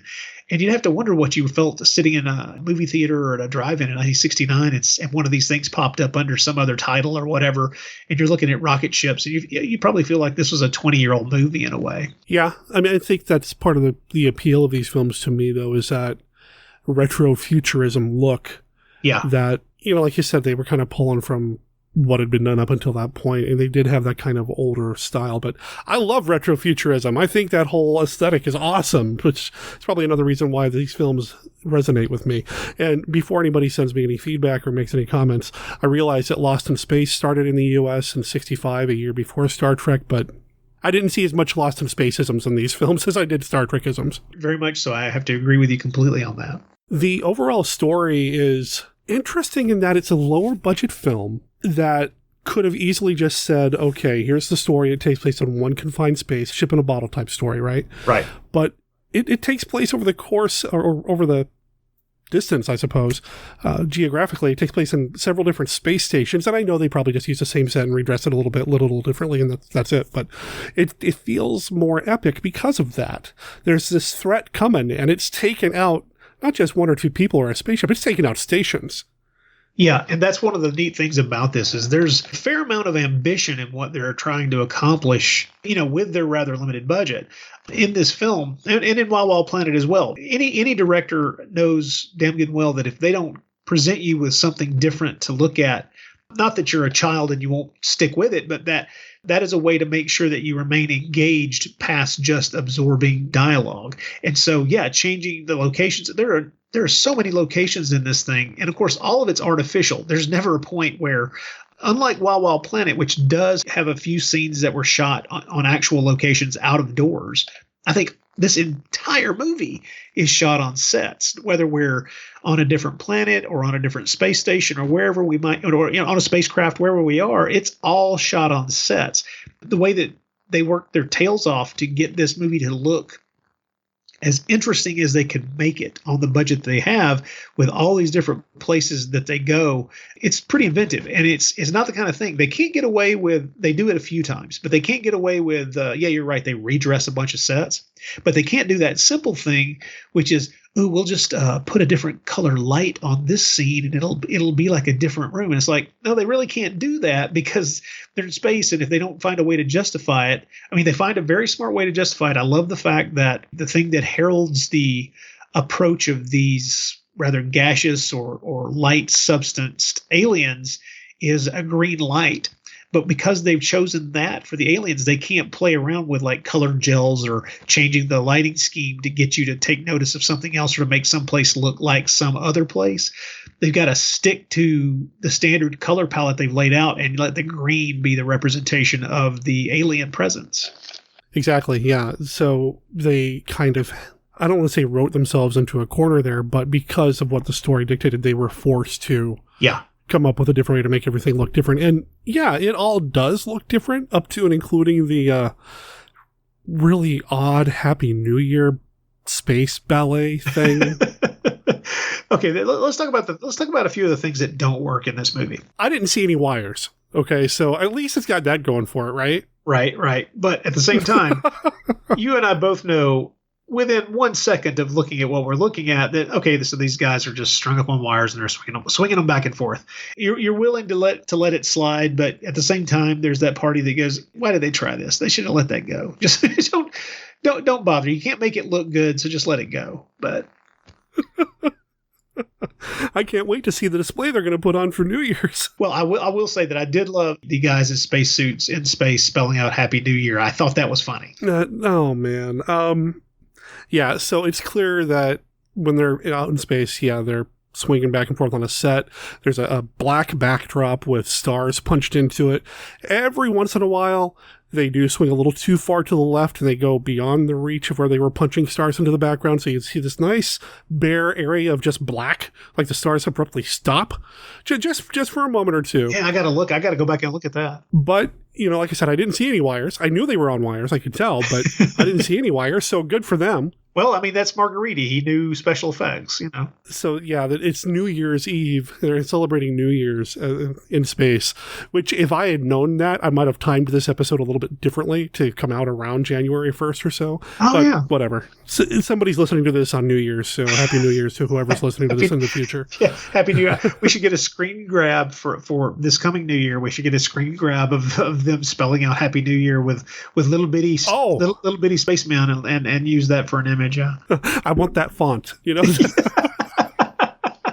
Spaceman font. That's right. So listeners, basically what's happened here, you know what? I'm going to try to find a font that looks like that and do like the episode art in that because it's just silly, but it's got a little bit of charm to it too. And I'm not faulting the movie for it. It's a little silly.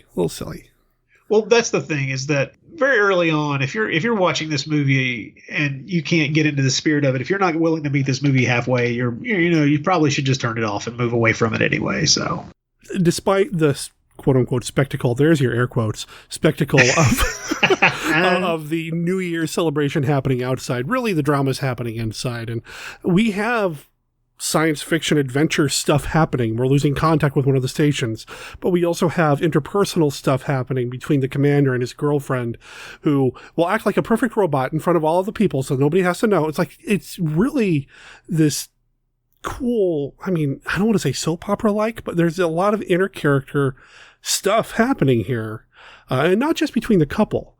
There's some friction a little bit between Commander Mike when he starts telling people, okay, you got to go. Well, I'm going to stay here. No, you're not. You're going to go. A lot of kind of tension that really holds this movie together for me. Well, yeah, and I have to say those are the adult bits. Those are the pieces that are in the film that are put there. Now, if you want to be cynical, let's say you were an 8-year-old kid watching this, who's watching this for rocket ships and ray guns. Listening to all these characters getting all worked up about jealousies and petty concerns of this type. You just want them to shut up and get to the ray guns again. It's filler. When you're a kid, it's filler, man. Shut up and get on with the stuff. Yeah. But watching it as an adult, it's not written at a level where anybody's going to get any kind of award for dialogue. But at the same time, it does do more than just pad out the running time. Remember, it's love that pads the film. So it's always love that pads the film. But the interpersonal stuff, this movie, better than some of the others in the series, really does a pretty good job of establishing character. And I'm not just talking about the little back and forth between Lisa Gastoni and Tony Russell, but also you get a good sense in this movie of the character played by the very young Franco Nero. He actually has a lot of screen time and a lot of things to say and do. So you get a sense of what he's like. And there are several other characters that you get a good sense of as well. It's really neat. The movie starts off on Earth, but of course very much on a set. And we see what turns out to be one of the first human beings who gets taken over / possessed by these alien creatures. And that actor, Michael, let's see, I'm going to mispronounce his name, so I'm completely on brand with this. But it's Michel Lemoine. He's a French actor who's in a whole lot of stuff. The weird thing about this is he plays the character of Jacques Dubois. Of course, the character's French, so we got to make him French, right? Even though he's dubbed in English with the flat English accent, or American accent, I should say, so it doesn't really matter. But That's true, yeah. He's got a huge role in this movie, and his name isn't even in the credits of the film. Oh, wow, you're right. He's not listed, man. And what's wild is this guy was in so many movies. He was in Cemetery Without Crosses. He was in a couple of fun little Jess Franco films. Yeah. He was in Cemetery Without Crosses is such a fascinating spaghetti western. Yeah. It's so wow. He's in a couple of Jess Franco films, the Two Undercover Angels movies, one of which is called Kiss Me Monster. He was in Three Giants of the Roman Empire in 1971. He was in one of Mario Bava's 2 westerns, The Road to Fort Alamo. He was in a neat little movie that I just recently learned of, and I cannot wait to get my hands on a copy to see, called Planets Around Us from 1962. He's the lead. Check out this description of this film. Planets Around Us, 1962. An alien race sends cyborgs made to look like the son of a famous scientist whom they killed when he landed on their planet to Earth to help pave the way for an invasion. So, wow. Yeah. And I'm looking at the movie poster for it, too. And I've said this before. European, Euro, horror, and genre movie poster art is just amazing from this era. And the Italians really did it right. This movie poster looks great. Isn't it incredible? I just find it incredible that this actor who had a pretty substantial career, it's so bizarre that he's not even listed. And he has a lot to do in this movie. Yeah, a lot of it kind of hangs on him. I was looking over his filmography a moment ago, and one title stuck out to me, 7 Women for Satan. Okay, I don't know what that movie's about, but that title has my attention. Wait a minute, I think I know that film. What year was that? And he's the 76, and I think he was the lead in that as well. Mondo Macabre released it on DVD years ago. I know that film well. He wrote and directed it. This appears to be like a Most Dangerous Game style story. Kinda, sorta. Well, sign me up. I'm going to go track that one down after this. It's an interesting little movie. Yeah. You will enjoy watching it. Whether you'll think it's good or not is a different matter entirely, but it's definitely worth your time. Yeah. Right on. Yeah. So much of this story kind of hinges on what he is doing in here. I didn't realize he wasn't in the credits. That's a shame. Doesn't make any sense. Well, who knows what or why, that happened. But yeah, so Captain Dubois, he's the first one that's overtaken by these aliens that we never actually see, like a physical form. They're just gas and lights. So way to save money on the special effects budget right there. Perfect. Smart move. Very smart move. We were talking earlier about how this movie visually is a bit of a throwback to the 1950s in its look, but at the same time, story-wise, it's almost kind of a weird look ahead, or maybe it's just at the right time period. I'm not sure because, you have these disembodied alien creatures that take over the bodies of others. In fact, that turns out to be, spoiler alert, people, sorry, that turns out to be what their whole purpose is to find new bodies for themselves. That is a level of creepiness that this movie plays up very effectively, especially in the second half when, we find out exactly what's going on and what they're up to, where you see that this really dark, nasty aspect to this, where they even dispose of people whose bodies reject this joining together of the alien presence with the physical body. That to me felt really dark, and it felt like something that they were playing with something a little less, well, I think they may have been playing with something that was darker than they may have intended, because if you stop to think about that idea, that's truly horrifying. In other words, it's not just a scary premise for a science fiction movie. It's flat out a horror movie. I respond well to that too. I love mixing some horror in with my sci-fi. You know, I like that extra edge. And I mean, this also goes back to my past as a podcaster. They're basically zombified at this point. They're totally overridden and taken over by this alien invasion or infestation. Yeah. It's pretty cleverly done. Yes, it is. And there's a sense that they're kind of a hive mind. Well, I mean, it's that phrase that they keep bandying about, for the good of the whole. The individual is something that they're completely unconcerned with. So even though there are all these individual alien creatures, all these thousands upon thousands of lights that are individual alien creatures, they're very much a hive mind. And that also put me in mind of the idea of like Invasion of the Body Snatchers, where everybody is, happily alive, but without any larger ambition, without any drive to be anything other than just alive. And the character played by the French actor, who is uncredited, is telling them, is kind of giving them all this information at a certain point, which he's being very emphatic. He's imparting this information about all of these human foilables being washed away, but he's doing it in a way that's showing a lot of emotion. Is like, are you sure you're right about that?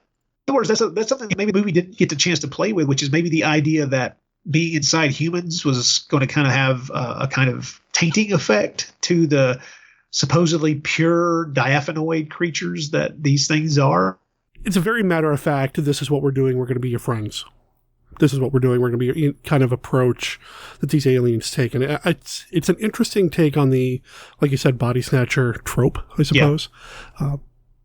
Really like that. Man, there's a lot to like. The more we talk about this movie, the more I want to go back and rewatch it again, like right away.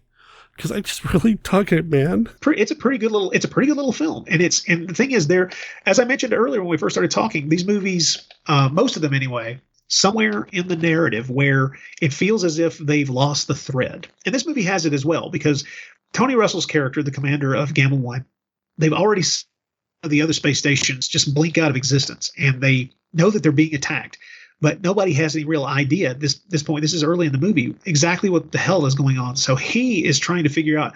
He's taken what little information they have, including the fact that the station had started getting these weird radiation readings in space and out in the area around the space stations of negative radiation.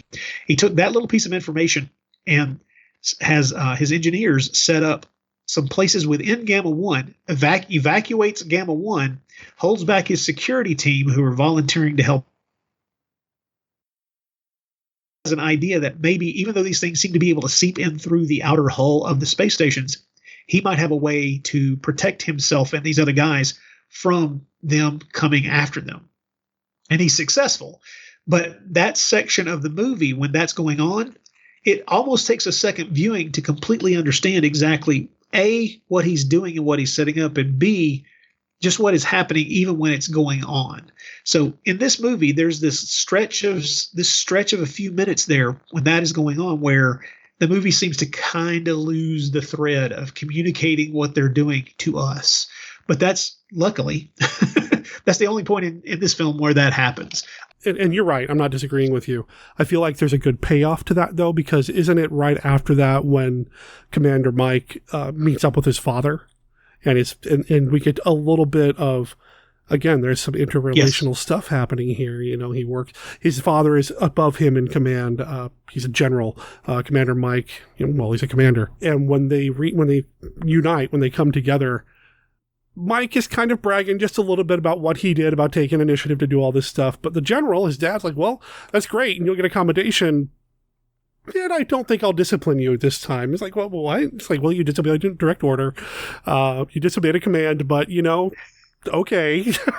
I like that kind of playful back and forth as well. And like I said, that's the payoff for that kind of meandering moment where you kind of lose what's happening. There's a nice payoff for it. So it's worth sticking around through. Oh, I agree. And it's another one of those great little character moments in the film where you see this guy who has reason to swagger a little bit here and is kind of proud of what he's done, and then kind of gets slapped down by his father and commanding officer because you went against a direct order. Yeah. I like it. Good stuff. And it's another one of those moments in the movie where I don't even think the 8-year-old would have been against that scene because it's well played. I swear to you, I often when I think about these movies, I think about them being they're so colorful, they're so bright and colorful. When they become exciting, you've got the ray guns firing flames, and you've got spaceships, and you've got all the things that little boys would just eat up with a freaking spoon, man. And so I'm always thinking about the little 8-year-old watching this movie and waiting for the good stuff. There are some character interactions in this movie that I think would appeal to the 8-year-old too. And I think the swaggering guy who's the hero getting taken down a peg by his father is a pretty good example of that. I think we've pretty much set up what happens in the story. There's an alien invasion and Commander Mike and his people have to stop it. How the bodies are left after they've encountered the aliens, I thought was a neat take. Because again, we talked about the green being important, and I'm a little colorblind, but were the people, the corpses, left green as well, a little green? There were tinges of green. Okay. So I did catch that right. Okay, good. Well, not a lot. And that is a question. I will admit my girlfriend, when we were watching it the other night, there's a character who says, makes the comment that, all these people who are frozen in place and seemingly in suspended animation have a green tint to them. And she goes, they do? And then the very next one they show does have a green tint, as if there's some kind of, light green makeup on them. And then a few of the others do, but not all of them have that look. So yeah, you're right to wonder about that. I also really enjoyed how they first determine whether or not somebody still has a heartbeat by pressing their head firmly against the woman's bosom to listen for it. Yes. Like, come on. Isn't that how that's done? Wait, I'm not sure. I don't understand. Do you say? I've never taken CPR classes, but back when I was a Boy Scout, I don't remember that being taught. So, well, I'll just say that the thought that went through my head, and I may have even said it out loud the other night, which is, why don't you put your finger against the jugular, see if you feel see if you feel a pulse. Come on, man. Take a pulse, man. Take a pulse, because you're being creepy. Come on. Whether she is dead or she wakes up, you're being creepy. Well, and they even play that up again for laughs, too, because there's one scene where one of the guys walks into, I guess you could call it the woman's locker room. Yeah. Where these two women are in various states of undress, looking like they're about to hop in the shower or something. I don't know. But he walks in and his first thought, oh, excuse me. And he turns around and looks again and is like, oh. But then he gets this idea, hey, buddy, come here and look at this. And then that's it, Yeah, luckily they cut away from that, so we don't have to get a little too uncomfortable, especially if we're, once again, an 8-year-old. Exactly. I love the way the guns are used. I love those flame guns, those flame lasers, or whatever they are. I do question how we're supposed to think these lasers are attacking gas, but you know what? Whatever. Well, they're not doing. That's one of the neat things, is that they really aren't doing a very good job. And it's not until the aliens are actually in human host bodies that things start to take an effective turn with that kind of stuff. And I have to say that I kind of remembered, and I was wrong rewatching this the other night. One of my memories of the movie is that the physical fights between characters were not very impressive, and yet watching it the other night, I have to say I misremembered that, because I was much more happy with the knockdown drag out level of fist fights as they attempt to escape the Martian mining colony. I was really kind of impressed with the choreography, because my memory of it was that it's something you had to overlook in the movie, and it's actually pretty good. When it comes time to get down to the fists and get down to the bare knuckles, it does it well. It brings it to the table. And there you go. That's what the little kids are looking for, right? Let's have a fight with aliens, So I'm in. Little Derek's on board. Well, yeah, but what's neat is, like I say, you have to get through, even if you're that little 8-year-old, or even if you're an adult, you have to get through the sequence where the astronauts are forced to watch the hosting ceremony, which is a little unnerving, as we watch these alien creatures joining up with new hosts. And we see a couple of people reject it, and we've already seen in the big waste bin, the discarded bodies of people who didn't work out with the hosting process. Like I say, there's a few dark moments in the movie that they don't hit too hard, but they do hit them hard enough to turn this into a little bit of a horror movie. That speaks to the horror fan in me, the monster movie fan in me. I love having that dark edge to a lot of these kinds of stories, whether it's whatever. I like having the monsters in space. I guess what I'm Oh, you getting at. mean it, the Terror from Beyond Space? Yeah. That's it. Yeah. So I like having that juxtaposition of, dark, oh my gosh, this is actually really intense horror, but we're in space and aren't the colors pretty? I like having that back and forth. And we're talking about at the end of the movie with trying to get out of the Martian colony and all that. I was a little worried that that Commander Mike was going to lose himself a little bit in his emotions. Everybody's trying to leave, but we can't leave without Connie. We got to go back and get Connie, Lisa Castoni's character. Yeah. And I felt like, there are other people that could be liberated here too, right? It's not just about your girlfriend going back and getting her. There are other people we can save. Now, they do end up saving a few other people along the way. It doesn't become the Commander Mike's, I'm going to save my girlfriend, and to hell with everything else.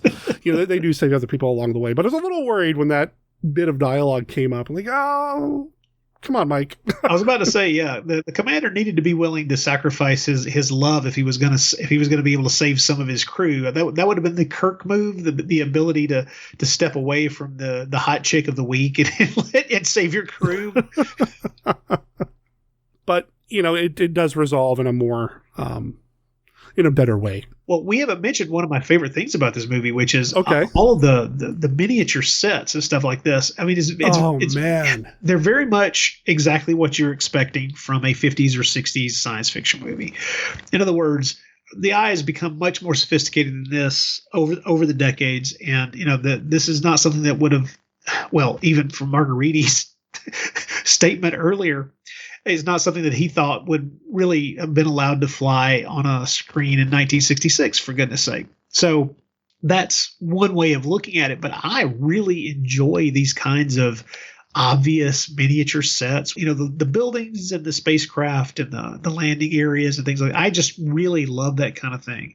And I think that they do a really good job, especially there at the end, when they do that completely unbelievable run across the Martian surface to get to the spacecraft, that it actually, the colors, it doesn't match perfectly, but all the colors and the scheme and the design of everything that you're looking at when the people are on that set match the miniatures really well. And, it never makes you believe that you're not looking at miniatures, but you do see the craft and the time that's being taken to make all this stuff look right. The miniatures, I feel like in some cases, are almost Toho level quality. There is some real craftsmanship here, some real artistry on display. And I don't know who was responsible for that. I don't know who did the production design or the miniature sets or whatever, but they looked great. And I was going to say, and you just said it for me, the blending of the live action, the full live action, I guess, the actors and actresses on their sets, the way they were kind of blended together. For the most part, it felt like it was one cohesive space. And there's just something about the production design of this one. And I think I might have even said it during the Wild Wild Planet episode. Even the cars they're driving. There's just something cool about that, man. There's an aesthetic there that I don't think we saw much of here in the States this time when it came to genre cinema or even since. It's just this really unique aesthetic. You see more car stuff in Wild Wild Planet. You only see one in this film at the very beginning when Captain Dubois is pulling up to take over his duty shift or whatever. But the design, the aesthetic, do you know who was responsible for all that? No, there was a production designer listed in the credits. I'll be honest, I'm not sure who it was. I do know that for the special effects, Margheriti and his team, the reason he got jobs like this in the first place was that he knew how to handle this stuff. And it's always been my understanding that for the most part, the special effects, the miniatures and things like that were handled by Margheriti directly and his team of people that he'd been doing this kind of stuff with for years, and that he continued to do this kind of stuff with for years. Margheriti was well known, especially for his miniatures. There are all the way up through his stuff in the 80s. There are just all kinds of incredible miniature sets and miniature, at that point, cars and different things of that nature And they're sophisticated. He got better and better with that as he went along, because you get better and better at the lighting, you get better at hiding certain things. So I'm pretty sure that's a lot of hands-on Margheriti stuff there. And by this time, I think he had his eldest son coming along and being an assistant director and working on the special effects as well. I know that was happening by the 80s when they did things like the television miniseries Treasure Island in Space. A lot of the special effects were done by Margheriti and his son and their team. Treasure Island in Space? I've never heard of that. Oh, dude, Ernest Borgnine. Really? Oh, man, that sounds like something I need to see. Oh, you do need to see it. It's pretty interesting. Yeah, right now, over on Bloggeriti, Adrian Smith's Antonio Margheriti blog, he's doing a long series of posts on it as he goes along. You can learn more about it there, because he's certainly digging into whatever information he can find about it. But yeah, you can find some behind-the-scenes photographs from a couple of these movies, from some of the Gamma 1 stuff, although they were made at such a speed, I don't know how many behind-the-scenes photographs were bothered to be taken. But you can see some footage of them working on the special effects of Treasure Island in Space even. Wow. Well, that's something to add to the list. That sounds awesome. Ever growing. Adrian Smith, you've mentioned him a couple times. I keep meaning to say, I've never had him here on this show, but I have communicated with him off and on over the years. He does contribute to the B-Movie Cast as well. So if you listen to the B-Movie Cast, you might have heard him pop up over there. And then he's done stuff with Rod, too. So Adrian's a good guy. He's definitely a friend of the show. Someday I'll have him on here. Someday. You really ought to. The time difference between where you are and where he is would be about 8 hours. So yeah, that's where things start to get a little dicey, but you know what? What am I doing otherwise? We're all at home here in the States, right? And I don't know where he's at, but he may be staying home all day too. So we'll figure something out. Oh, he is. Yeah. Yeah, I think the last time I talked to him, he was doing a thesis or a dissertation on Eurospy films. Yeah, he's been working on something about that, which is very exciting. Adrian's a great guy. He's always got something on the boil. He's fun. Right on. So is there anything else about the movie that you want to make sure people know about or get excited about? Are there any moments that stood out for you that we haven't already discussed? Not any particular moments. I think that one of the joys of this is this isn't really a movie that you can spoil. If you're aware of this kind of genre of filmmaking, if you're aware of the period it was made, you're kind of going in knowing what to expect. And the joys of this one is that, like the other three in this series, they're similar but different. This one has more of a horror element than the others to a degree. All of them have, scary parts, right? There's some scary stuff here and there, Sure. Giant, big, four-armed creatures and things like that. And there are scary sequences and exciting sequences. But this one, the more you think about what's going on here, these diaphanoid aliens who are looking for new hosts because the world that they were inhabiting in the Andromeda system is no longer around. This is some creepy stuff. And that's one of the fun things about this one, is that this one leans more into the horror genre than some of the others. You would think the movie Snow Devils would lean more into it because you've got these aliens who look like abominable snowmen, but honestly, it doesn't. This is the one that if you want to watch one of these, look at, and Derek, you're right, man. You can watch these in any order you want to, and it doesn't matter. Mm-hmm. So if you have a tendency to enjoy more of the horror stuff, I would say go with this one. This one's a lot of fun because it's colorful and beautiful to look at, and it's got some fun character interactions, things that are going to keep your mind occupied even when rocket ships and ray guns aren't on screen. But at the same time, it's got that dark storyline. It tells you right up front. Like I say, the first scene is you have that initial character of Dubois getting possessed. So you already, as an audience, are aware of what kind of story we're in the middle of here. But then it just gets darker and darker as it goes along. I think it's great. I think it has a good payoff. One could argue that the general blow up the alien solution at the end of it seems a little, facile, but we got to find a way. We've only got 90 minutes here, people. We got to wrap this thing up. The only other thing that I would add, and it's coming, I love the music in these movies, man, so much. I love the score. Yes. The CD is currently out of print, but you can still find it. It's just called Science Fiction, and music from all 4 films is on this CD. Yep. And Angelo Francesco, oh boy, the last name, Lavignano? Oh, yeah. I believe it's Lavignano. Yeah. So he did all 4 films, so that makes them feel a little bit more cohesive as well. It's a great album. It's got some good music on there. I know him mostly from his spaghetti western work, but this really, is good. It's really I always good. had a tendency, before I realized that he did the music for these movies, I always associated him with peplums primarily. These big, those big muscular themes, this almost a martial kind of marching kind of thing. But clearly he could go from something like Goliath and the Vampires to this without missing a beat. And that was a really bad accidental joke. I apologize. So. He also did one of my favorite Eurospy films. He did Mission Bloody Mary. Which I love. I mean, now the main theme in that is Morricone, but the rest of the music is his, and I adore Ken Clark as a Eurospy hero, and these movies are great. Well, he also did the score for one of Lucio Fulci's best films from 1969, the film Beatrice Cenci. Okay. It's an historical drama. Highly recommended. I think we're supposedly getting a Blu-ray release of it sometime later this year. It's a really fascinating movie. Tomas Milian is the name that you would know straight from other things. George Wilson or a few other people you know probably from other film roles, but it's just a really good kind of telling of the Cenci family and basically it's about 1600 in Italy, and the entire family is kind of waiting on the fate.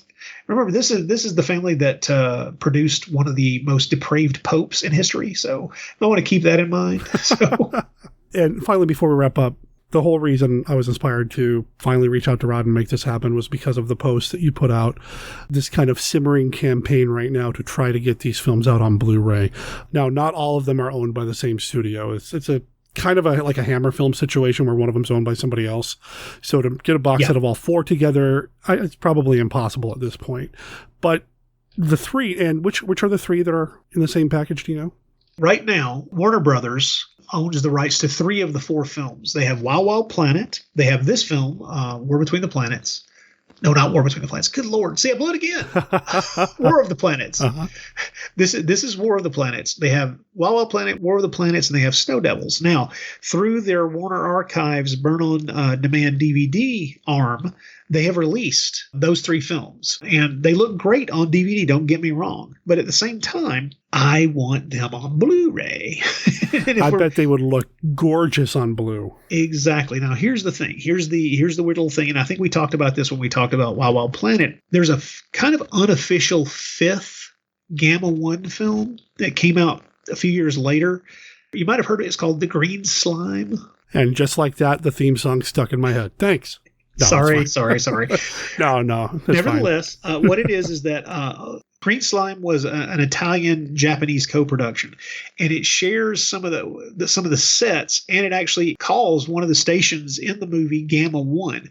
And some of the producers who made these movies were involved in co-writing and making The Green Slime. It's not a Margheriti film, but it's kind of been thought of as kind of the 5th unofficial Gamma 1 film, and Warner Archives has already released The Green Slime onto Blu-ray.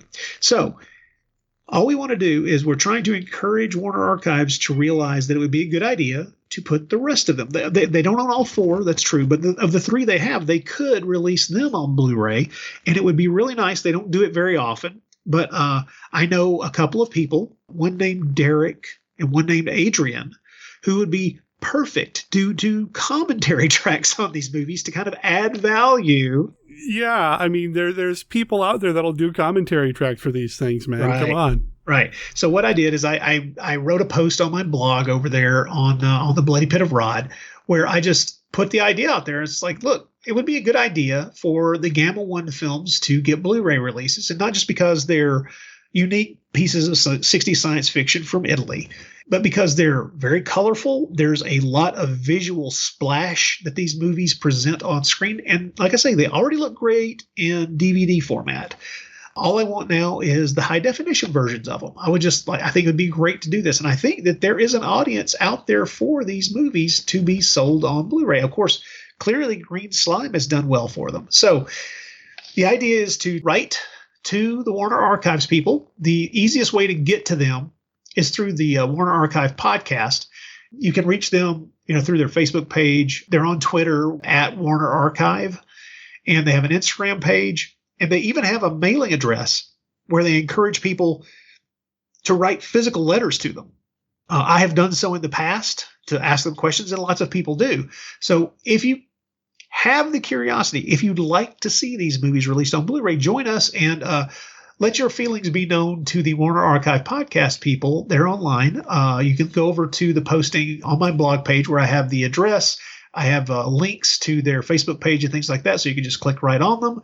And let's just let them know that there is an audience out here willing to, in my case, repurchase these movies in high definition. I'll make sure there's links to all this in the show notes, of course. I would love to add my voice to this, and any listeners out there, I hope that we've sold you on the movie if you haven't seen it already. And trust me, if you're sold on the movie, you're going to want to see it high def because, man, the picture, the colors, the lighting, it calls for it. It would be amazing to see. And I would be willing to do a commentary track, Warner Brothers. I'm just saying, just I'm here. I got my audio equipment, and I'd be happy to talk about them. Yeah. If I had my druthers, you and Adrian would collaborate to do commentary tracks on these movies. I think it'd be great. I would love to work with Adrian on something. That'd be great. Now we just got to tell him we're trying to get him a job. So, man. So, like I said, links in the show notes to this, links in the show notes to Pit of Rod, the Bloody Pit, NaschyCast, the fan club for Dracula versus Frankenstein you run. Everything. Yeah, I'll make sure there's links to all that. Especially and I want to have you, especially that thing that doesn't exist. Oh, man. I want to have you back on the show to talk about the next film, but I don't want to wait 3.5-4 years to do it. But I think the next time that we're going to talk podcasting is probably me being on your show to talk about that last round of William Castle Westerns. Yeah, we have 2 more William Castle Westerns from the 50s to talk about. I'm looking forward to it. I've still not watched the movies because I have an anticipatory idea of how I should view those before we record. But that's probably where you and I will be talking next. Sounds good. This has been awesome, Rod. Thanks for doing this kind of spur of the moment, last minute, kind of put this together. This is awesome. I hope the listeners enjoyed it because I know I did. Thank you, man. I'm always glad to be here. Young girls for old ghouls. And takers in Dracula versus Frankenstein. Yesterday they were cold and dead. Today they're hot and bothered. No female is safe from the hideous plans as the prettiest captives are lured into the arms of artificially created men. There's no way out when dead beings must have live women. See Dracula versus Frankenstein, rated PG. The Fury of the Wolfman, a strange and mysterious story packed with intrigue and horror. What was the terrible secret that haunted Walter Mendeninsky and that threw him into a world of violence and terror?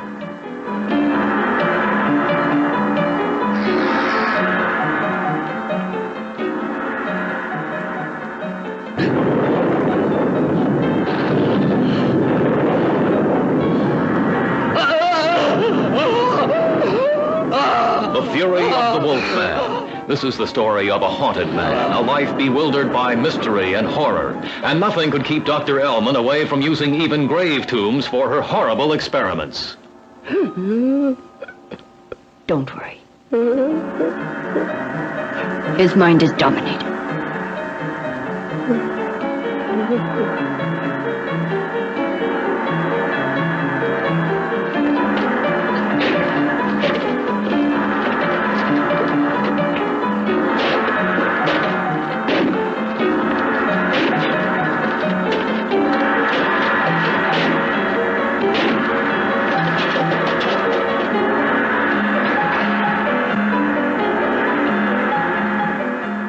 And destiny pushed Professor Deninsky into the lives of monstrous freaks.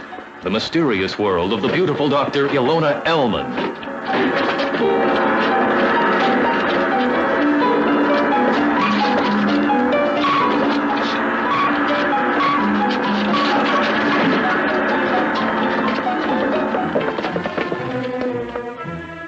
A wild battle in a world full of gruesome violence and horror. A world of the lowest passions. This is the story of a man who changed into a wild beast. There's something strange. What are you going to do now? I want you to listen carefully to this, Deninsky.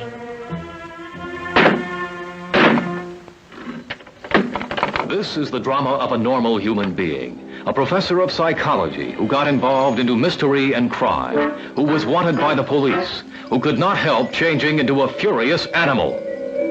Only love could make an end to his torture. Don't miss The Fury of the Wolfman. Action, violence, horror, filmed with more realism than you can imagine. The Fury of the Wolfman, a Macabre film production.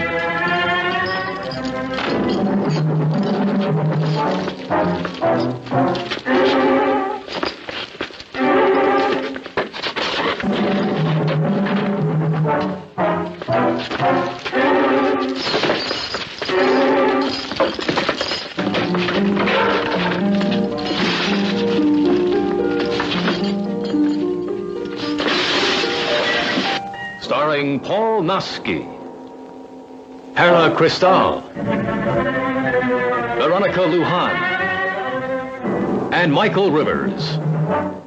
Horror if there ever was.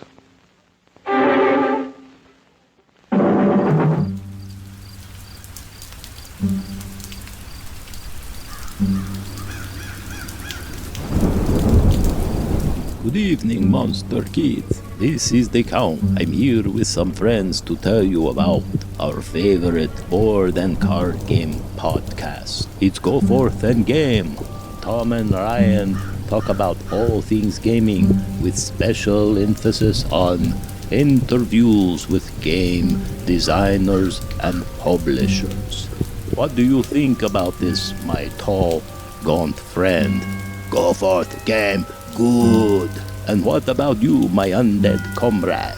I think Go Forth and Game is the most entertaining podcast about board and card games that I've come across in 4,522 years. So, if you enjoy listening to two monster kids discuss topics like abstract games, the best family games, game schooling, various game mechanics, and of course, monster-themed games, then you should give Go Forth and Game a try. That's goforthandgame.com, available on iTunes and Spotify.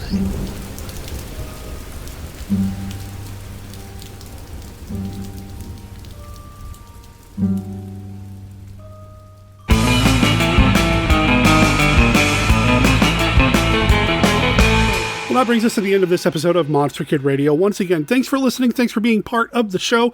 I really appreciate having you guys and gals along for the ride every week talking about monster movies. I do that with my friends anyway. That I get to record those conversations and share them with even more of my friends, well, that's even better. If you have any friends out there who aren't listening to podcasts and want to know more about Monster Kid Radio, you know where you can send them. It's monsterkidradio.net. Heck, you can go there too, because that's where we have everything you need to know about Monster Kid Radio. Our contact information's over there. Again, it's monsterkidradio@gmail.com or 503-479-5657 if you want to call and leave us a voicemail. It's 503-4795-MKR. Of course, there are links in the show notes to everything that we talk about here on the show, as well as Amazon links to take you to Amazon to buy any of the products that we've mentioned here on the show. The movies that we talked about, the Gamma 1 films, I'm going to make sure there's links to all those, as well as those two books that Rod mentioned. And I'll make sure there's a link to, and this isn't Amazon, but I'll make sure there's a link to the Facebook page for That's Terrific. That is the Facebook page for Crypt Keeper and head seamstress Terry Mount. That's Terrific is a provider of super cool monster and geek-themed shirts, aprons, ties, handkerchiefs, and now masks. Now, to be clear, these are not N95 quality masks. They're not guaranteed to stop the coronavirus or COVID-19. However, any protection is better than no protection, right? Plus, they're just darn cool. I actually have a couple of them here. I know a few other members of the Monster Kid Radio audience have them as well. Head over to That's Terrific on Facebook. I'll make sure there's a link in the show notes, of course, as well. And you can get a hold of her and order a mask or two. They're $15 a piece. They fit really, really well. I prefer the ties, but you can also do elastic with them as well. And she's got some interfacing in between the fabric that makes up the masks.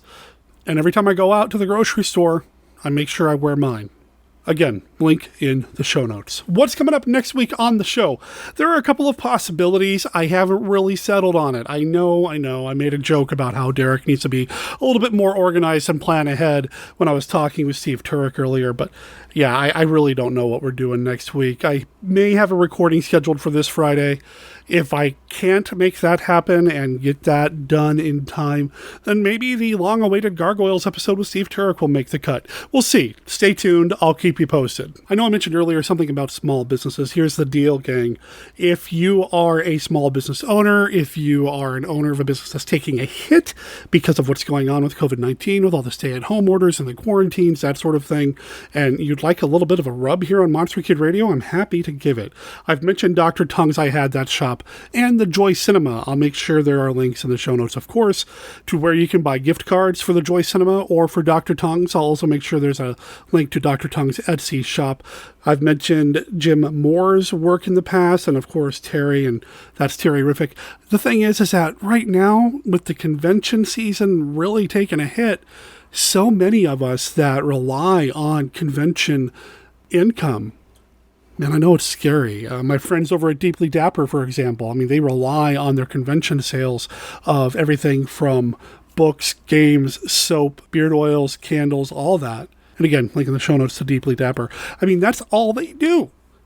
And now they can't. So if you are involved in any kind of business like that, I want to give you a little bit of a spotlight here. So please feel free to reach out to me at monsterkidradio@gmail.com. I don't know if I can direct any customers your way, but I'm happy to try.